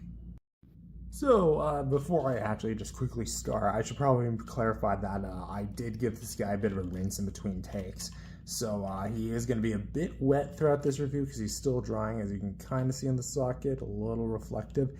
Anyway, also, this is going to be the original release, not any of the reissues in like the fancy style poster box packaging with the Shin Godzilla movie poster on it, the one where he's like standing almost full body. Yeah, that one. So yeah, this is the original one in the clamshell, which I think, to my knowledge, this was the final release in the clamshell boxes before they moved over to more like the 5-panel packaging. Anyway, so for the face, we have a brand new head sculpt from the original. The new head sculpt is going to be having his mouth wide open, and as you can see, the details do make a return with the various bumps and crevices, the tiny beady white eyes with the small black pupils that are actually really well painted. Let's actually kind of get in there and really get like a good sense of like what we're working with here. Look at that. There you go. So it's actually pretty well sculpted. I want to get like a good detailed look at this. So yeah, we got like a ton of like dry brushing, and that eye's a bit off center, quite a bit. It's kind of funny actually seeing it sculpted in, but yeah, there is that. We have a bit of dry brushing when it comes to the actual face, so of course with the red kind of seeping through the black over spray, and just to kind of extend back outwards. Ooh, my throat. We have the individually painted teeth. I can't really say they're individually sculpted because they're kind of like sculpted together. That just looks like they're individually sculpted, but no. The teeth kind of start right there, and they kind of work their way around throughout the whole head, as you can see, and then the bottom jaw splits into two. And I do want to talk about like the part where like Spitfires on repaints that I've seen on various listings. I did see that it does look quite a bit better than mine. Here, it definitely has like the pink, and then it kind of dry brushes it with a bit of a darker purple, but I feel like it kind of stops too early on mine because it just has the base coloring after a certain point. There's a bit of pink, but it just looks more like I don't even know how to call it. It looks like he's eating something. Also, the peg hole, I feel like could have been done a little bit better. It almost looks like he has like a third eyeball, which is a bit iffy. You kind of actually see inside there. It's very much red in there. But yeah, the mouth detail actually does look pretty well nice. And you do have like a bit of like a magenta purple to red going on, so that does look really well done, and I do like the triangular look of the actual head shape. Just kind of move the jaw down because I don't think I really covered a whole lot. There's the bottom of the jaw where it splits. Now for the neck. How do I best put this? The neck is very much colorful. It has the purple dorsal plates with the white kind of like base, and then the black tips mixed in with the red at the base of its body, and then of course back to the gills, which are going to be kind of painted a little bit purple. It's a bit sloppy, like half of it here is painted, half of it's not. This section's missing, this whole thing is painted, that section's missing, so on and so forth. So it does look a bit sloppy, especially for NECA's earlier days, because to my knowledge, even like things like the 1954 Godzilla were actually really well painted with its cracks and crevices, but here it just doesn't really look that right. I think same could also be said for the collar, the collarbone. I don't know why I struggle to say collarbone, but you can kind of see that like it kind of is very, very thick. Like there's no substance to it really. All they just really did was take a brush and just kind of goop it on there. You could maybe argue that it was trying to go for like a very glowy illuminating effect, but I feel like the mouth, even though it does dial back on the purple paint a bit than it should, did a much better job than this. And also a bit of mine is missing the paint, so yippee. Also, we do have a bit of nice more wrinklage and detailing and scales, so there are a bit of extra details to work with there, so that's pretty good. Next up, we're actually going to just immediately talk about the dorsal plates. I've got a bit of like an issue with my dorsal plate, like where this back one was like bent right out of the box, and I've had this thing for like at least like 7-8 years, so to this day I still can't get this thing to properly unflex, quote unquote. So I guess I'm stuck with the bent dorsal plate for the rest of my life. Anyway, the dorsal plates could be a bit better because really there's a lot of white space and a lot of purple space. Again, I know reissues definitely fix this problem, but at the same time, for my personal copy, I'm allowed to judge what I have and only what I have. And that said, what I do have isn't necessarily the best. This purple, beautiful. If the whole back was just this purple, I don't think I would be complaining. It has a nice display presence of purple. Like this big chunk, and then these like little dorsal fins back here looks actually kind of like wrapped around to the other side. Where you can see a bit more of the purple here. But the problem is the white is just too obvious. Like it's not really transitioning. It's not really the base of it. It almost looks like, you know what it looks like? They painted it purple originally, but they had like a ton of this white paint and it like seeped through it. That's honestly kind of what it looks like. Again, I know that NECA tried to do like an illuminating effect, but honestly, it doesn't really look that great. And the tips of the plates being black really kind of confuses the whole like look, because you'd think if they were like illuminating, because keep in mind Shin Godzilla's almost whole fin illuminates, then this thing would have been applied a little bit better, but it's a little iffy. But the dorsal plate mold is still really well done, and I do dig it, especially like these back plates and like these more smaller plates, and then of course you have like the sides, the outskirts of the actual dorsal fins, so those are actually done really well. I feel like another thing what I can give this figure is definitely going to be the red accents on the torso and the arms, because the arms, while small, have a lot of rich muscular fiber-like details that just look swollen and very, very withered. And you see all like the muscular vein details, especially how skeletal it looks. And like, come on, my boy Shin, you gotta kind of work out those arms. Then again, look who's talking.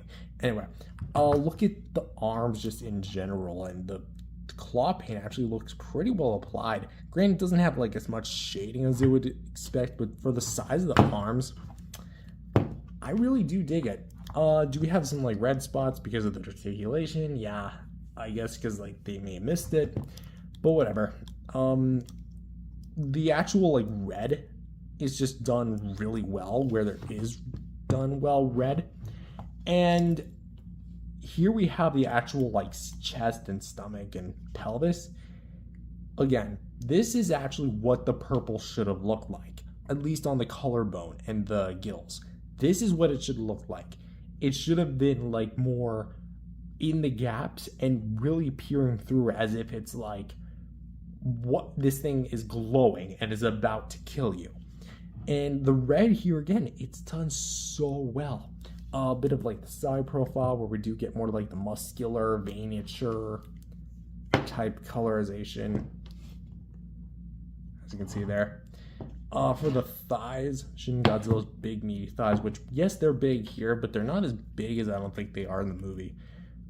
So we have all this like crisp detail here, and all this like very, very muscular curvature detail. Again, it just looks very mushy, and it looks very weird.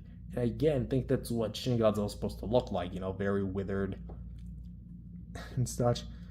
And we also have a bit of like extra detailing, like more towards here. It is like a bit smoothened out here. I'm not quite sure what this is from, because you can see that this part's like these few bits here, and here are very well smoothened out. My guess is that maybe like the mold just didn't seep well into the press the NECA wanted, so maybe there's that. I'm actually just noticing that now.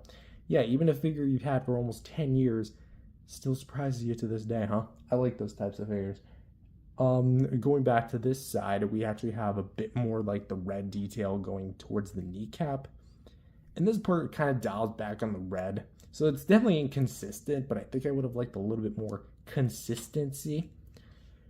The red here on the knee, lower knee, like the shin, pun of the year. We actually have a bit more of the red here seeping through the gaps, and I do like it. As well as the feet, which kind of dial back on the red paint. And also, if you're noticing, it doesn't have the extra toes. Yeah, NECA only opted to go for the 4 toes, which is a bit weird because, you know, that's kind of like one of Shin Godzilla's defining characteristics. Also, if you're wondering, yes, there is no extra finger on the hands. And the claws here do look very well done. I love the shading on them. And again, they just look very crisp, and I do love the look of them. Bottom of the feet, take it or leave them. And the tail. I kind of have mixed opinions about the tail. Well, mainly with articulation, but we'll talk about that. The paint. Why couldn't the whole figure look like this? Like, look at this purple. Look at how it's mixed in with the white. Where it's dark, it's dark. Where it's light, it's light. This is what the purple should have looked like. The whole figure. And even then, it kind of loses it a little bit with the next 2 segments. But actually does keep a good job with actually like keeping the red as well. Also noticing there's a bit of like purple accents. Oh, the live beauty of HD recording, ladies and gentlemen. And for my personal least favorite part of the figure is going to be the tail itself, where it meets the head. Because there's really not a lot to talk about. It is just a basic curved Godzilla tail. And we have the tail on the face, which there actually is no face, but we do have a bit of like purple, kind of, mostly white paint. And of course, again, like I may mention, the second face is not there, but we do have a peg hole. So, with that said, what do I think of skeleton paint? I think that the Shin Godzilla, in my personal opinion, I do think it's a bit better than its original. Then again, I am basing it off of bootleg and pictures I've seen online. But for my personal taste, there's still some parts of this guy that I feel like could have been done a little bit better. Could have been done like a little bit more up to NECA's then quality, because the purple on the back and even the purple on the collarbone they had the right color choice with the purple, especially here on the two these are the two base tail pieces. This is what the whole figure should have looked like. Not like this, where it almost looks like it's unfinished. That said, I think the red detail work and the actual paint aside from it is near perfect. It's very chaotic and has a lot going on. In some ways that's good, some ways it's bad. That applies to this figure too. But if I had to personally give a score, I would say, let's go 7.5. It's very cool where it's cool. It's not that great where it's not that great. And one piece of it is just not that good in general. But overall, yeah, I've honestly seen worse. So, sculpt and paint, I would say gets a 7.5. Just a quick side note, is anyone gonna go see the Shin Godzilla re-release? Yeah, it's happening next month in August. Let's move if you are, much like the next segment, which is articulation. Now, for the first time in NECA Godzilla history, and to my knowledge, I think the only time, we don't actually have a jaw hinge. We have a big split jaw, obviously because it's all one sculpt to accommodate the beam, but we can actually get a pretty good rotation as well as a side to side, up about this far, down about this far, so not too much up and down, but we do get a nice side to side, again 360. The neck really enhances it by allowing you to go all the way down. There's a bit of a crowd on my fingers because I just got done eating spaghetti. And then raise it up this high together. You can go to the left, to the right, and you can actually kind of make it loose so you can kind of go like a full 360. Although I think that's just because of the way that like it almost pushes the rod out of place, so do keep a bit cautionary with that. For the shoulders, quote unquote shoulders, we can go up, down, forward, and back. There's a mild rotation there, but you're not gonna get too much out of. Straighten out, bend in, and rotate like that. Swivel hinge here at the wrist, not too much there.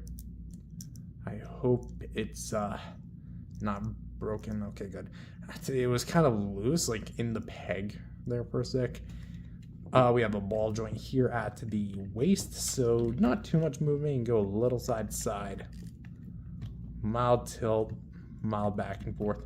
Again, it's very mild, and even if you could, the rubber fins would scrape up against each other, so do keep in mind of that. The legs, we can go kind of out to the side a bit. We can go a full 360 right there, and you kind of taught me when I was talking about like the red paint. Essentially, the whole figure, like in base, is like red plastic with black accents over top. When I think in reality, it should actually be reversed. It should be black purely with the red kind of seeping off. Actually, I think that's whatever. Anyway, yeah, full 360. This left leg is a bit tighter than the right leg. For the knee, you can get a hinge movement as well as a swivel. Hinge and swivel. And a ball joint here at the foot, which you can go up and down, left and right. See this one? A little bit more freed up. And you can also do a full 360-degree rotation. And for the tail, we have 1, 2, 3, 4, 5 sections of ball joint, but you can't really use it. See, the whole like, let's actually talk about it briefly later, but you can actually do get some decent side to side with the base if you rotate it, and then if you try to like bend it, where it looks a bit more natural. It does look a bit fluid, although if you do bend it down, you're going to get some pretty nasty gap. Although there is a bit more sculptage, it's not really meant for that. And then from here to here is going to be pure bendy wire, but I have a QC issue with mine. Let's see if I can actually pop it off. So popping off the bendable part of it, my tail actually has, this is actually like the closest I've actually seen in a while. You can actually see that the bendy wire has poked through the rubber and over the years has started scraping up against the ball peg, which is why I don't move this thing a whole ton, but really you should be able to get like about the fluid movement. And because of the fact that it's misplaced, I cannot get this thing to move. This literally feels like a thing of solid plastic, although it's clear that it does have a metal wire. So whatever happened at the NECA factory, that is definitely a QC issue. And so for articulation, also just to clarify, this tail tip does not have a ball peg of its own. It is entirely glued in. So that clarification out of the way. What did I mean by the articulation, you couldn't really use it? Well, let's break this down. The articulation, technically speaking, it has a lot of joints. It has a bit of head joints, arm joints, waist joints, leg joints, and tail joints. A bit of everything that you'd at least want from a Godzilla figure. The only thing that it would really be missing, so to speak, is a jaw hinge, but that it's Spitfire, so it doesn't really need one. The thing that I mean by the articulation is that the NECA Shin Godzilla, upon design, was meant to be in one specific pose, and then they cut the articulation. Because when you're sculpting a figure, you sculpt it in a certain pose. It wasn't like, it was obviously the same thing for Shin, but I really doubt that NECA actually took the time to look at this and really decide how it should move. Because that's the problem here. The tail especially is evidence of it because it breaks away and it's pre-posed. Yes, Shin Godzilla's tail does look like this in a neutral stance, but I feel like if NECA really wanted to give this thing the maximum treatment as far as the articulation is concerned, the tail would have had to be like maybe a bit like flat on the ground. Then they made the articulation cuts and engineered it in a better way than just this, where you're basically forced to keep upright like this for the entirety. And also that's another thing, mine kind of has a tendency to droop, so yay. That's not necessarily a fault on NECA's, it's more like maybe my own my own problem over the years. But that said, I'll say that you can get some nice poses like of the head, like maybe shooting the beam upward to the sky, or maybe having him bent over a bit. But as it stands, you can't really use a lot of the movement, especially since Shin Godzilla is a rather static creature. Doesn't really make a whole lot of sense in the grand scheme of things as well. So for articulation, I'm going to give this thing a 7 out of 10. Good articulation, but you can't really use a lot of it without it looking awkward. Next up is accessories. What's a bit of Godzilla? Spitfire versions with a bit of firepower, huh? Well, thanks to our folks in NECA, they actually came with two Spitfire beam effects. Atomic breaths. I don't know why I keep saying the word Spitfire. One's a bit longer than the others. I mean, it really doesn't matter which beam goes in which, but essentially you have the head beam and the tail beam. And I'm just gonna come out and say it, NECA. This is definitely gonna be your worst beam effects of your Godzilla line. Let's talk about them. So for the actual mold, this is kind of what I mean by being the worst. Because yes, they do have quite a bit of detail work on them. But much like the body, it doesn't have a lot of purple. Like, yes, it has a mild purple spray towards the middle. But you can even see at the tip that it's like translucent. And it's so obvious that there's a metal wire like going here. Like, this isn't a bendable wire. I don't know why. Is it?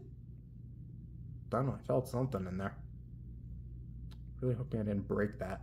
Anyway, but yeah, this thing is not a bendable wire. I don't know why it would be, because Shin Godzilla's beam is straight.